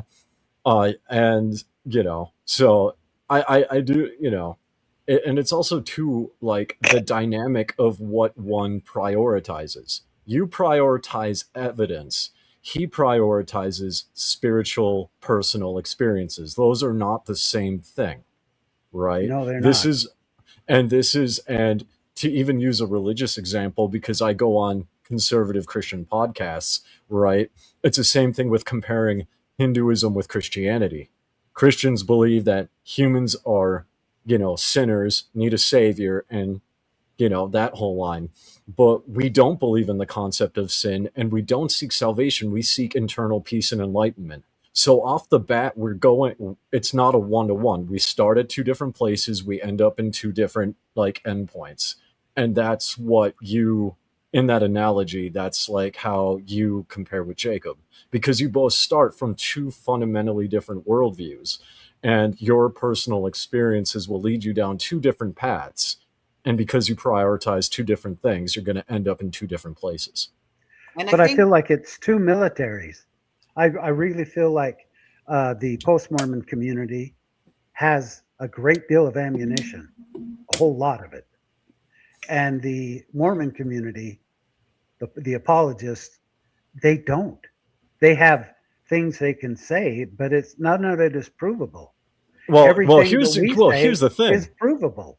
Sure, but I don't here's think the thing. Talking to us. The thing is, I feel like apologetics are not talking to us. That's the miscommunication. Exactly. We are talking to them, like you said, and you're absolutely right, Randy. We are trying to say, hey, this is intellectually, not honestly, how you work here, right? But they're not even. That's what I'm saying. And it would be silly if they would be talking to us, because we were not coming back. They're talking always inside the house. It's the echo chamber. They're giving Mormons a good reason to stay. Hey, no problem. I found answers for you. And that's why they're saying, don't listen to Jesse. Don't listen to Randy or Gene, because that's the real problem. They're just saying, oh, we know some issues, but trust me, bro. Kind of that's Mormonism, right? It's trust me, bro. Yeah. I found answers for me. It works, so it will work for you. But just don't look into it. And then you have the aspect of exclusive. I mean, Mormonism is an exclusive club, especially for white Mormon men, right? And Jacob Hansen thrives in this. It gives him this thing of I'm special. I mean, I saw once a podcast where he even said, I think it was the one with RFM ones. It doesn't matter. Anyways, he was saying that most of his siblings are out and intellectually out. So here again, he's the special last maybe son in his family who's still holding strong, right? So more specialness. And I think Britt said it once too, especially when you go into kind of really nihilism, is like, what if you let go of the humans are special at all? And I love this. For me, this was freeing to say, maybe I'm not special at all, because that's all Mormonism does, is you're so special. You have the only truth. Look at you. You found something billions of people couldn't find, right? This exclusive club, this specialness. And I think this is a really toxic thing when you grow up with the special and chosen generation, the special truth, the only truth, right? You grow an ego that's not healthy. Instead of acknowledging I'm a speck on something really huge. I'm just a little tiny wheel. And what if my life has no purpose besides living, let live, and that's it? And Mormonism cannot deal with that. And those people thrive in that because they need that specialness. Yeah. Well, and to kind of Jessica's point, and to touch on what Randy said, again, you're a close friend of mine, but I fundamentally disagree, because again, you're looking at this from the wrong angle. You're looking at it from the angle of we have ammunition, like the ammunition is evidence, right? But in the social media world, the ammunition is not evidence. It is following. It is influence, right? So for instance, if you guys were to like, have a Facebook page, right? So Randy Watts has got a YouTube page. He's got, a few hundred subscribers, maybe a couple thousand followers like on your Facebook page, right? And you and I would go to war. You would lose 100% of the time, not because not because I'm right, but because I can pull over 100,000 people into it, right? And that's how the church operates. So it's not, and following the lines of like two different militaries. Okay, you can have that specialized ammunition of evidence, right? But if I come with hundreds of thousands of just like cannonballs, you're still going to lose just because of the sheer number, i.e. Russia annihilating Germany's specialized units in World War II. I mean, they had boxes, literally cardboard boxes with guns on it, and they just overwhelmed it, right?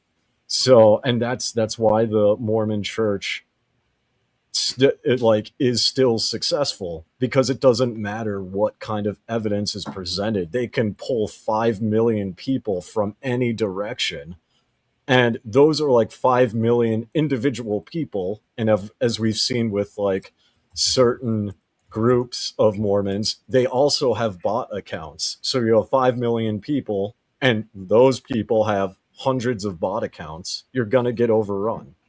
And it's to your point. That's what I sometimes wonder too, right? I do have sometimes, or more than I want to sometimes, but it's really okay. Mormons who do then, write something towards me. You were never a believer. You never, and they don't even know me, right? They don't know. So that's my funniest thing is I worked in the temple office. I have a temple marriage. I was in multiple presidencies. But it's not about, like Dave said, it's not about facts or anything. It's about feeling. They want to stay in no matter what. You and me, we came to a side where we now allow facts to matter. They only want the facts that supports them, because otherwise that's why I don't even care anymore having an honest conversation with them too. And we'll just say, oh, that sounds a lot like small dick energy. That's not a good response from my side, but it shuts them down, right? Because then they don't want to talk, because now all of a sudden, I'm, talking trash, because they don't even care. I could say nothing to make them see the truth or that I'm factually right. And when I see that, when they attack, for one example, it wasn't even my video, but somebody was like, oh, your eyelashes look so bad. Then I'm just like, shut up, motherfucker, because that's not an argument. My eyelashes are too big. No. That's just an attack on my person. And that's what Mormons do. They attack your person, or they pretend you never knew, you never had a true testimony, or like Jacob Hansen said, right? Dan is not a real Mormon because he's too liberal. He literally said it. No, I'm not a conservative. I'm just a true believer. And this is the problem that I have with, I'll just say this point quick. This is a problem that I have with like so many of like the ex-Mormon community being like the older generation, like the John DeLynns, right? Because again, and this is just and we've talked about this, Randy, because you and I have worked together, right, on this, Sure. But it's the marketing perspective, right? Because people like yourself and John DeLynn, they're coming with facts, they're coming with evidence, and John DeLynn has been very successful. However, the church isn't going for that academic approach. Even, you look at Fair Mormon and Jasmine Rapoli, right? The way she talks resonates with young people. The more the LDS Church's marketing strategy is designed to, be of TikToks and things like that are geared toward younger people.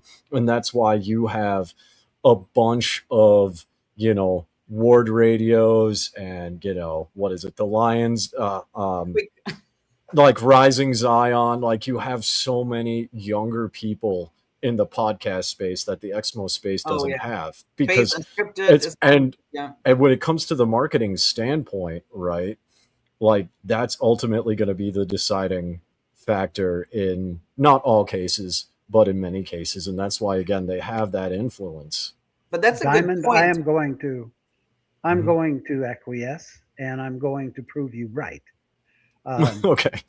I think about what you just said about the members of the church, and hey, it's in their brain, and they're not going to just that really, honestly, it doesn't matter what you present to them. Yep. Because they are indoctrinated. And I have to draw a parallel to politics.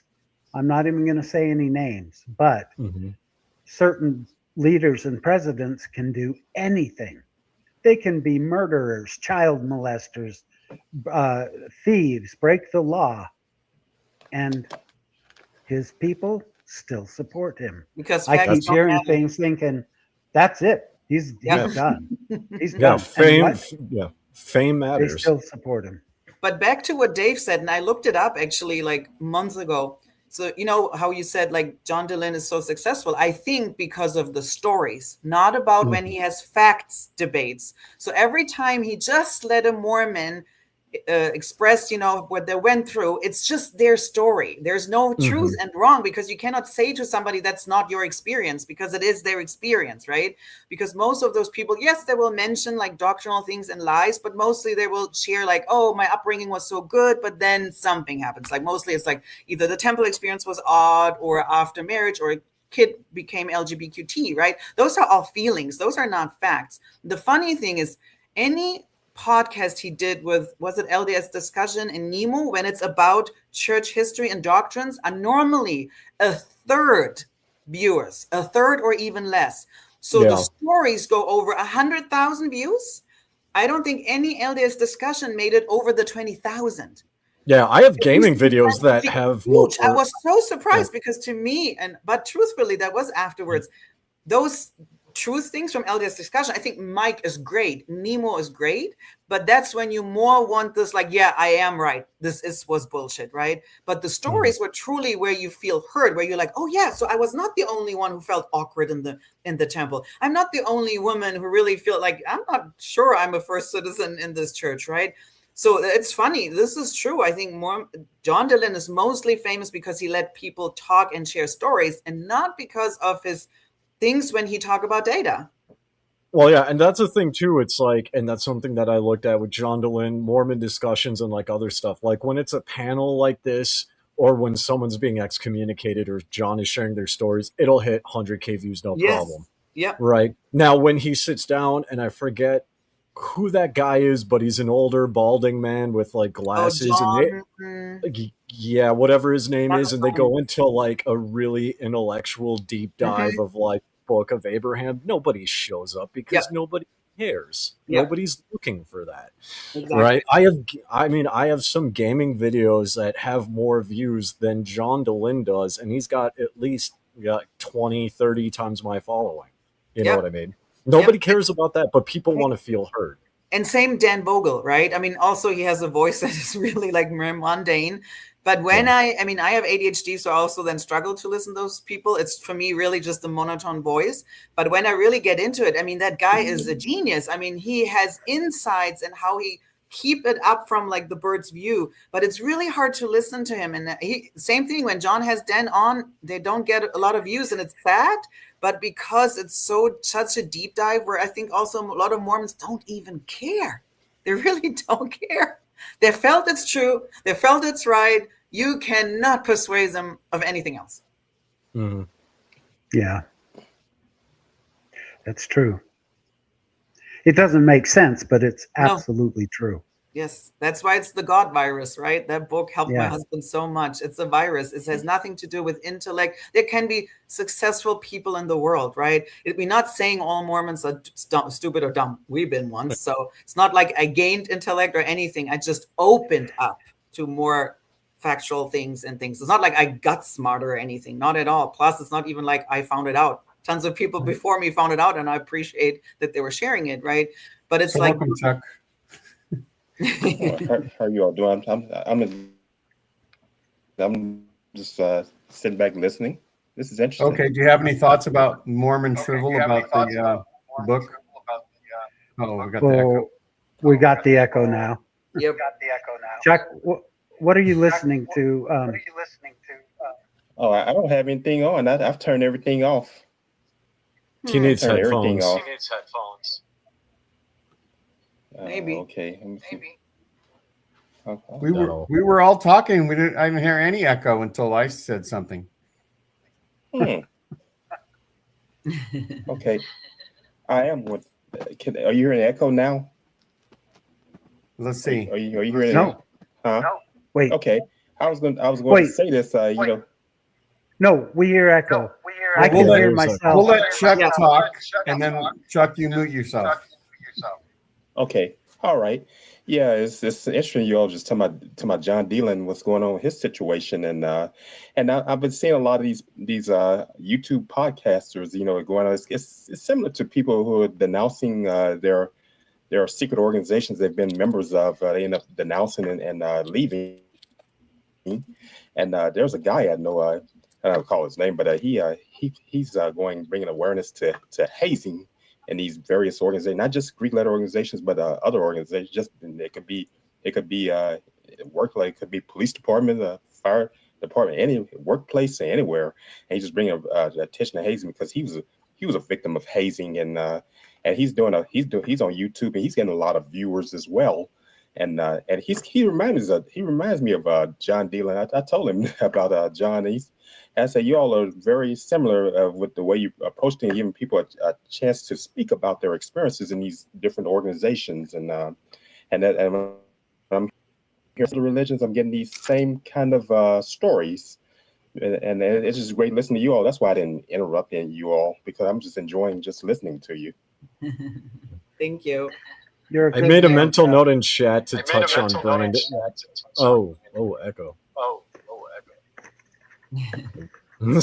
But I made a mental note to touch on Brandon's excommunication real quick, because I feel like Brandon is a special case, right? Because I know he's close with Rebecca Biblioteca, and I know there's a lot of people in the chat. Landon Brophy.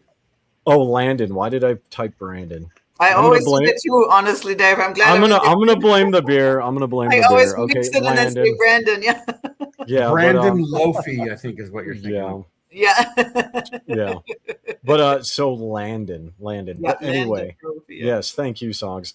So but yeah, I want to touch on him quick because I know a lot of people are upset by this, and when Rebecca talked about it, everyone freaked out in the chat. And for me personally, it's why is Brandon or Landon specifically a big deal? Because he's been out for 10 years. He said he's never going to go back. So it's not even an excommunication. It's more the church okay, you're not a member anymore. And Landon doesn't seem to care from what I understand. No, I don't think they make a big deal per se. I think what they're kind of alluding to is, and I was thinking the same thing. First of all, why now, right? He's, like you said, he's out for 10 years. Why not? Why now? Why does it took 10 years? What did he do now?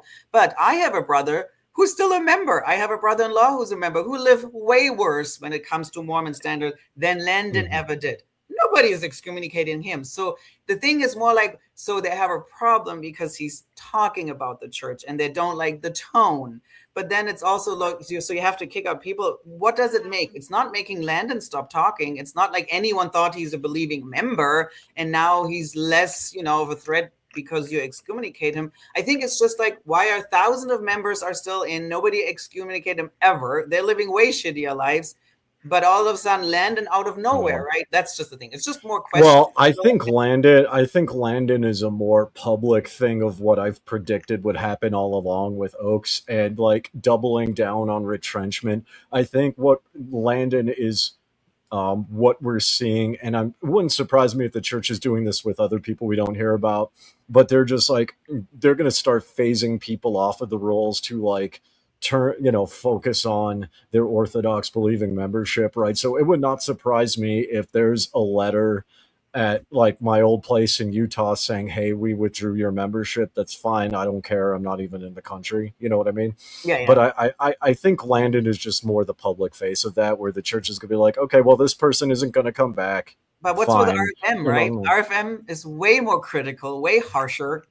Nobody has him excommunicated. I would not be surprised if that's in the works now. And it's just kind of an order thing, because if they're going to do it the way I'm predicting with thousands of people, right, that still takes time, right? So, Landon could just happen to have been one of the first for, I don't know, ward, location, alphabetical order. I don't know, but And I think that's what they were just alluding to. What you just said. Is it a new wave coming now? Is it an Oaks thing? And I think I don't think Rebecca or Landon were, shocked or anything. I think that's just what they're pointing out, right? It's like, we have pedophiles who don't get excommunicated, but here's a Landon who's like, at least, I met him once, seems like a really chilled, nice, calm guy. Even in their text, they're respectful. Like RFM, I feel like he has nothing against RFM. I think he has great humor. But the difference but the difference is the child abusers are paying tithing. Landon is not. Yes. Oh, maybe. So I mean, randomly, right? That's all I think everybody's pointing out. It's like you have ex-Mormon content creators who don't get excommunicated, or they maybe have some stake presidents, which seem with RFM, they're buddies, so they have maybe a hand that protects them, right? So there's all sorts of things in Mormonism. It's just showing how weird Mormonism is. There's no clean cut, no clean line where they draw the line actually, right? I think that's it's the same with the corporate world. So it's the same with the corporate world, or I would argue like any group of humans, right? Where you have any group of humans, friends will protect friends, and then everyone else is on the chopping block. Right. And that was healing to me, kind of what Chuck just said. That was healing to me, honestly, hearing ex-Baptist members, hearing from and following, not just, in the beginning, I only kind of followed, obviously, because I was curious about ex-Mormon content. And then I saw ex-Baptist, ex-evangelicals, ex-Catholic. And you noticed, and to the point, Dave, we said before, is they all have the same reason why they leave. There's nothing really special in Mormon waters. It's just once you allow yourself to deconstruct and see like, something doesn't feel good anymore. There's no goodness that I thought was there. Then you leave. And that to me was almost more healing than only staying in the ex-Mormon chamber and, keep, chewing through things with them, but hearing others. And then also you notice they had the same thing. They got called not faithful enough. They get called from their own members to like, why you tear the church down? And you're like, oh, that's not just a Mormon thing, right? I still hear this funny enough where I'm like, so little Jesse in Texas is tearing down $1 billion corporation. Either your organization is really shitty if they're afraid of one little Jesse, or you making shit up as every other organization. Like you said, if you're just afraid of people who kind of maybe push a little bit the status quo, then I would say you're just as bad as everybody else. Yeah. See, that's the Mormon feels bad. Randy feels badly that the church isn't excommunicating him. We need to start a campaign. Excommunicate Randy now. I love that. I feel a little left out and unimportant that I'm not excommunicated. So the Mormon atheist had a really good question, and it's, do you think it's a warning shot letting all the faithfuls know what's up? And the short answer is no, because nobody knows who Landon is. Nope. Yeah. And I don't know. And I'm not trying to be disrespectful here, but if you think about it, exactly, most faithful Mormon members all around the world have never heard of John DeLynn. Yeah. And John DeLynn has a way bigger following than Landon. Nobody knows who he is. Yep. Nobody cares who he is. Yep. Like, he's not a big enough player for it to matter. Right. Yep. Now, if I don't know, like Tim Ballard, right? If this happened to Tim Ballard, which is its own rabbit hole, but let's pretend Tim Ballard was an upstanding man. I think it's a dinosaur hole. That's not a rabbit hole. I know, right? But if Tim Ballard had done that with his following, you could say that's a warning shot because many people know who that is. Landon's like us. He's a nobody. Yeah, but to your point, I'm not going into Tim Ballard issues, but to your point, he got excommunicated. Mormonism has this power. They devour everybody. Tim Ballard plays nothing in Mormonism, nothing. He tried with the Catholics. He tried, I think, with some other Christian denomination, right? If he gets a platform there, they celebrated him a little bit and then they dropped him off because then they figured that he's still half Mormon or wants to be actually back with the Mormons, right? But that's the thing. Mormonism can devour you. If you're not a player anymore, even with Tim Ballard, they took all the books from Desert News, right? They just finish you and you're done and you have no credibility in Mormonism. Like we all, that's what, to your point, I don't know anyone in my family knows who John DeLynn, and that's the biggest player in ex-Mormon content. They have never heard of his name. They don't even care. I think that's why the lawsuit also goes kind of down for them, because they're like, oh, yeah, if he's like, a menace to society, get rid of him. But I don't know who he is, but he's just a menace. Sure, our church is right. So, I've been seeing that. Because like Chicago and like secular state media in different states outside of Mormonism has been reporting on it on Facebook, and John Dehlin shared some of it. And I read the comments on those pages, and literally it's just, the members, if you're Mormon or ex-Mormon, people talk about it, but everybody else is like, who the hell is that? Yeah. Why do I care? Well, why that's does this affect me? Exactly. That's why the joke is with that lawsuit, right? Like somebody said it, and I thought it was so on point. Now 1,000 more members learn who John Dehlin is. Because nobody heard about it. Now all of a sudden it's like, which lawsuit? What? Who is he? Why are we suing him? Right? It's like this, what do they call it? The Barbara Streisand effect, right? They should have just be quiet. Well, and I mean, the thing about that is too, it's, I think, and this might be a bit of a conspiracy theory, but if my hypothesis of the church retrenching and going more orthodox is accurate, which I believe it is, because I'm biased, because I think of it. Right. But I do think they're going that route. And I think actually sharing John Dehlin works in their favor, because the only people that will take him seriously are people who are progressive, people who support the LGBTQ, etc.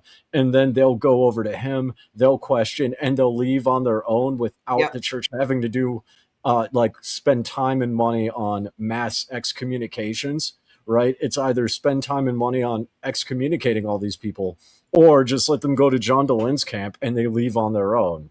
Well, and that supports the Jacob Hansen story, right? That Jacob Hansen goes after Julie Hanks. He just had to go and tell the stake president, I don't think that Julie Hanks is really what you think she is, right? Or Dan McClellan. It's a witch hunt. He's just calling out liberals he doesn't like. And he knows if he finds a very conservative stake president, they will listen. Like Natasha Helfer, right? She was even excommunicated in a different state by a different state president who hardly knew her. But if you have somebody who has a grunge and feels like you're too liberal, you definitely get rid of the liberals, and it's harder to get rid of conservatives, like the whole like fringe, like the in Idaho and something. They will never excommunicate him because they're not really a threat to the church. Well, there's that, but they're also like still involved in paying tithing, and they're willing to go with the difference between. Like the Orthodox members are like always willing to go down with the ship, right? Like when you have hardliners or even just moderate people who truly believe, right? Yeah. Like Jacob Hansen's like gonna stick with the church till the day it dies. Assuming it dies, right? But Jacob Hansen, Ward Radio, they're going to stay with the church to the day it dies. So the church doesn't care about them. It wants to weed out like the wheat and the tares. We've all heard that story, right? Separate the wheat from the tares. But hey, if the tares can separate themselves, that saves us time. So it works out for everybody. That's why they do the dirty work for them, right? They do the dirty work for them. They don't even have to get their hands dirty, because they have those people who are so full of Mormonism that just do it by free will. They don't need to get paid by the church, although now we know they do get a little bit paid by the church. I mean, it's a standard approach, because I mean, like you'll see non-religious influencers do this, right? I mean, I've done this on my Facebook page every so often. Like I'll engage in trolling or whatever and express political views just to phase out people I don't want on my page. Right. Because I could go through 108,000 people and ban them, or I could just express what my opinions are and let people leave on their own. It saves me time. Right. That's a much smaller scale, but everybody does this. So it's not like the Mormon church would be doing anything new. No. It's that the Mormon church would be doing what every YouTuber does already, or every influencer does. You always want, I mean, even Brigham Young did it, right? If you think about it, you want to keep the ones who are closest to your ideology, who are 100% backed polygamy, even if they lived it or not, but they had to back the brethren. If you back the brethren, then those people we want to keep. We don't want to keep the one who are activism, who want to change things. Like maybe they force us to change things in the long run, but not because we willingly wanted to, right? It's more like maybe the pressure, but it's not like it's welcomed. Well, yeah, and that I agree with that 100%. Same thing with me and every other influencer. I care about the people on my YouTube lives who are giving me super chats and paying for gifted memberships. I could not care less about anybody else, right? You know, like if you're there and participating in chat and having a good time, I want you there. If you're giving me money, I definitely want you there. If you're like, oh, stop using AI for your thumbnails, kick rocks. I don't need you.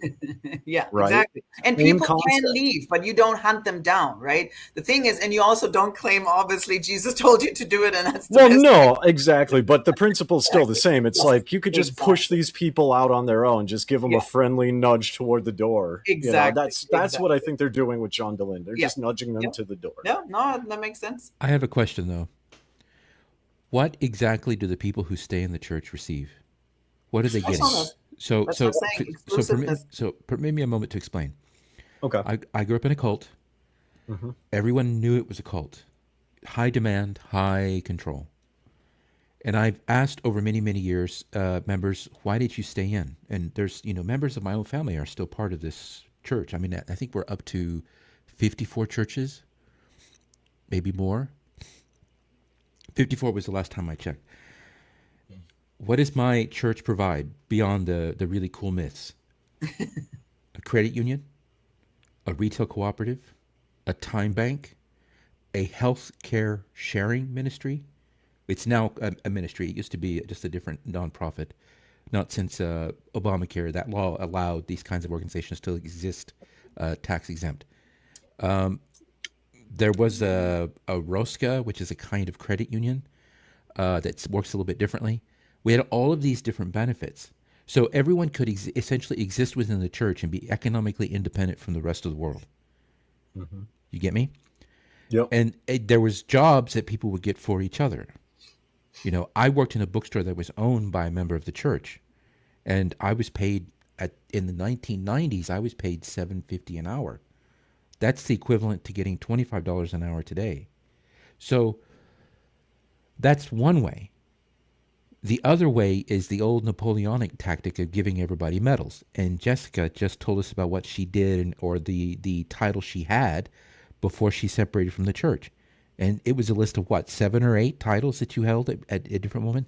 Yep. The Mormons call it callings. Yep. So you're either getting a capital benefit from the organization that you're a part of, or you're getting some kind of other benefit, some sort of credential. Mm-hmm. So which one of the two is it the Mormon Church? Is it a capital benefit or a credential? Yeah, I just want to say, I think it's both. So I'm going to say... So until either of those begin to fall apart, the people in the church are going to stay. And they're going to do whatever they have to chase away the people who don't participate. Exactly. Exactly. Because I mean, even as an influencer at my peak, I was at 120,000 followers, and I even started this is going to be cringe, but when I moved to Utah, originally my Facebook page was Wonder Crush, had barely any followers, and was like Call of Duty. But then I started doing family-friendly Minecraft, and I was the Stormin' Mormon. And I surged in following. I deleted all of that because it's just embarrassing. But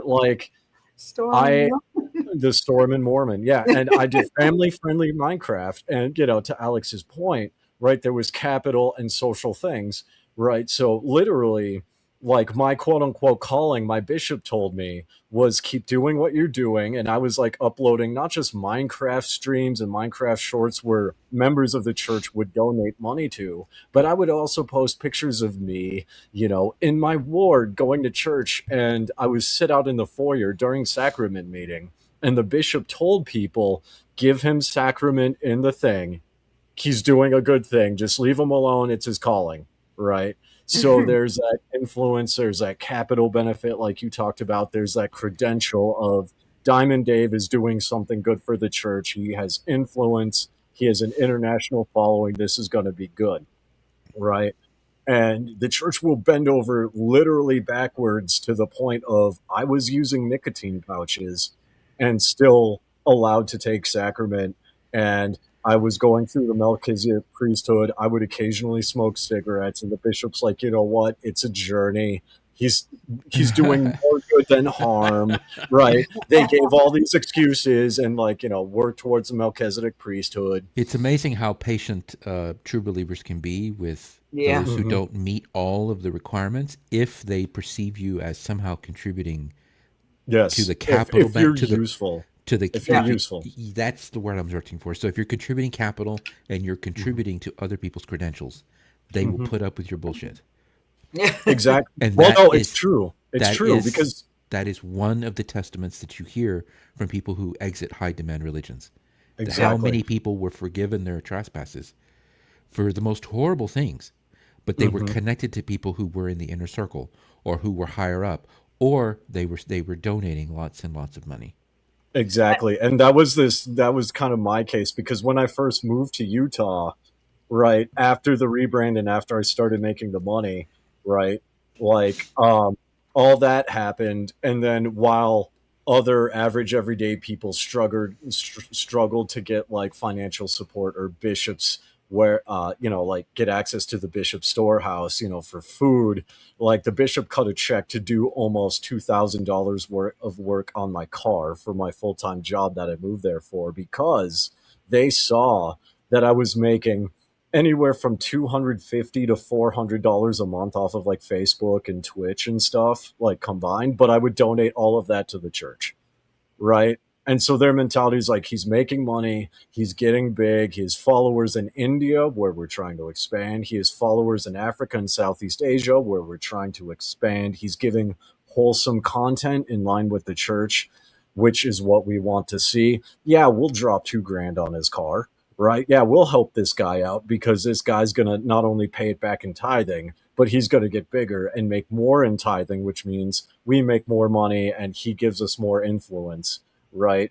Yeah. Now, the average everyday person who's hey, I go to church, I struggle to pay tithing, I can't pay my bills, the bishop's well, go to this financial course, and do all these things, and maybe we might be able to help you. Right. And it's really just an interesting dynamic that I am learning about more now, because I'm not trying to brag. This blows my mind to this day. Right. So it's not about how cool I was. It's me opening my eyes and seeing how privileged I was, hearing all these stories of average everyday people, especially people of color, who did the right things and, checked all the boxes, and they still struggle to get little, if any, help. Whereas someone like me, yeah, I use nicotine pouches daily. I occasionally smoke daily, right? And the bishop's well, it's the cost versus gain. He's working towards something better. God, this is really between him and God, and they just kind of back off it, right? And And I it's just think kind of to Alex's question about the cult, nobody ever thinks they're in a cult, right? I mean, it doesn't matter if you're 40 or 40,000 or 14 million. Nobody who's in any sort of organization would never say, oh yeah, I was in a cult. You only kind of name it that when you leave.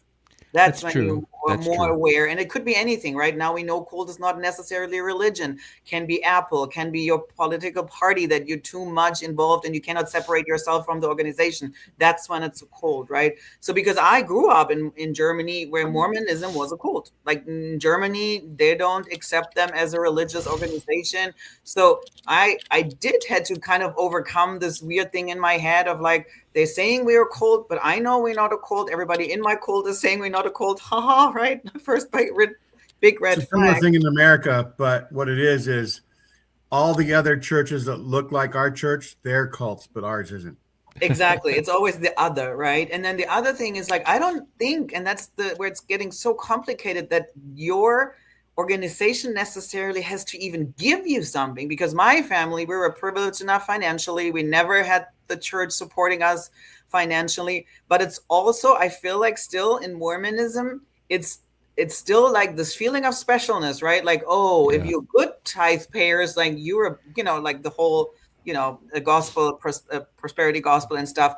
And the more you up in the church, it's almost the more you give, the better you feel. It's not even because then you want to be prideful. Like, I never asked the church for a dime, but we almost give 11% of our tithing, right? We give fast offering. Like, my husband was super proud of giving really gracious fast offering on top of tithing because that made him feel more righteous.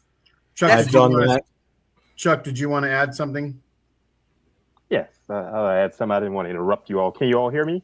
Yeah. Yeah, no echo. Okay, I have this. Yeah, I saying I found this, and I didn't want to interrupt anything, but there's something you just adding on. We all talking about with tithing. It's kind of you start talking about these secret organizations. I've been seeing a lot of podcast people denouncing, saying they turn their life over to Jesus Christ and all that. They getting out of these Greek letter organizations and other secret organizations, and you know they had in these groups they pay their dues and everything else they and somebody paying their dues to stay active and is that what tithing is tithing kind of like dues in your faith to stay active in it Yeah, you have to pay 10% consistently in order to maintain your temple recommend, and if not, that temple recommend is in jeopardy. Although songs did bring up a point where that is kind of up to bishop roulette, which is what it's called, where it's basically you have a bishop at a ward and he's very strict about it, but you go to the ward like 2 blocks away and he just does not care whatsoever. But you do have every end of the year in Mormonism, you need to sign up for an interview with your bishop where he shows you literally the payments you did. And then you need to sign if that's your honest tithing or not. And if you say no, then you still have to pay kind of like in hindsight what you have missed to make it even with God. That's every they stopped that now. Oh, really? Yeah, they don't do it anymore. Yeah, it used to be, so to make it simple for Chuck and other people, it's basically arrears in child support, right? So it's like I pay child support, and if I miss a payment or whatever, I have to pay that back, right? Yeah. The bishop could say, hey, you didn't pay your full 10%, you owe us X amount of money. So what do they do now? I mean, I've been out, so that I'm not familiar with personally. Yeah. I have still heard it happens. So again, this might just be a case of bishop roulette, right? Chuck, what church were you in?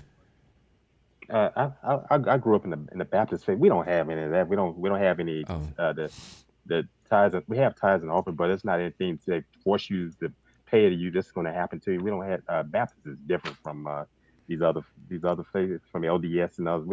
We don't have anything called excommunication or anything. I'm in the Black Baptist tradition, and the way it's run, it's just each church is run independently. They're under a association, but the thing about it, each church is run independently. That's the difference between them and these others, like Methodists that are governed and all. Each church is run independently. That's the difference between Baptists and Methodists or any of these other faiths, Catholic and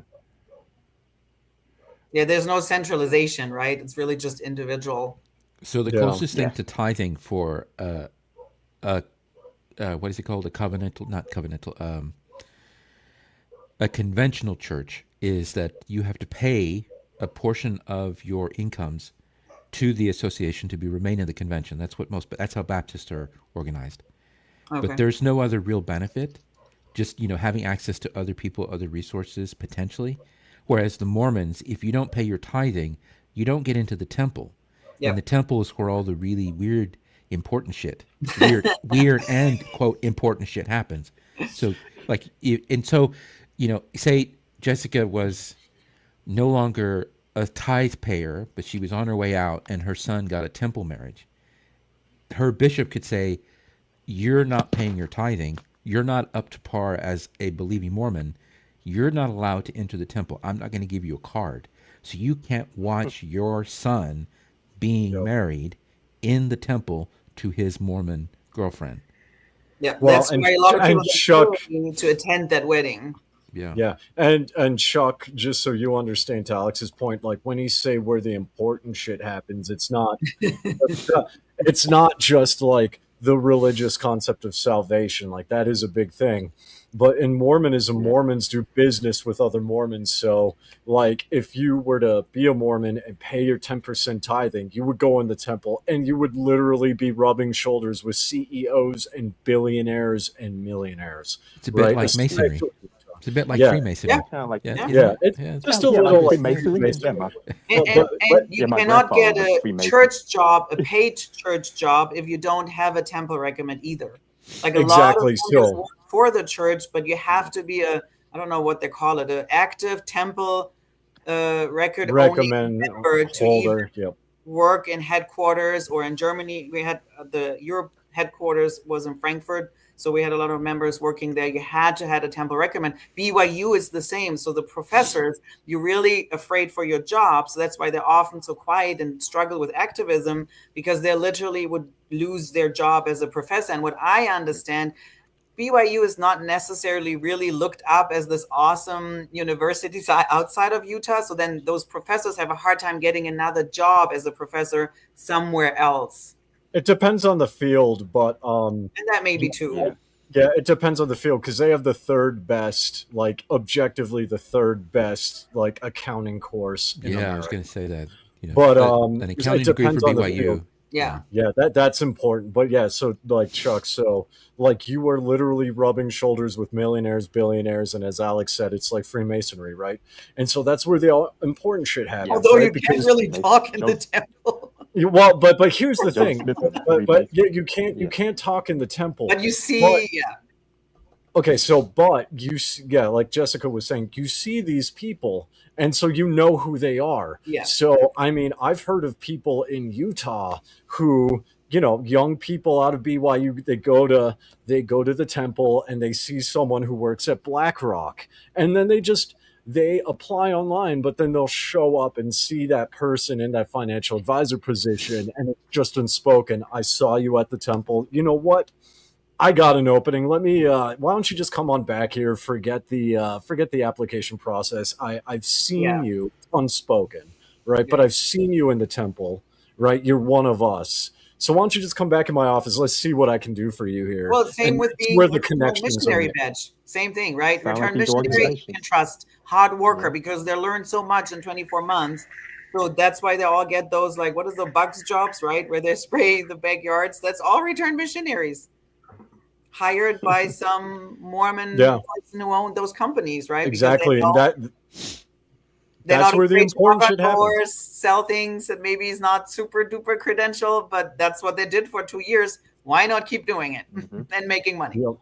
Yep. And that's where the important shit happens, and that's how the investments get made, and that's how money laundering happens, is because you don't necessarily know their backstory, but you know faces. It's a bit of an in-person credit rating.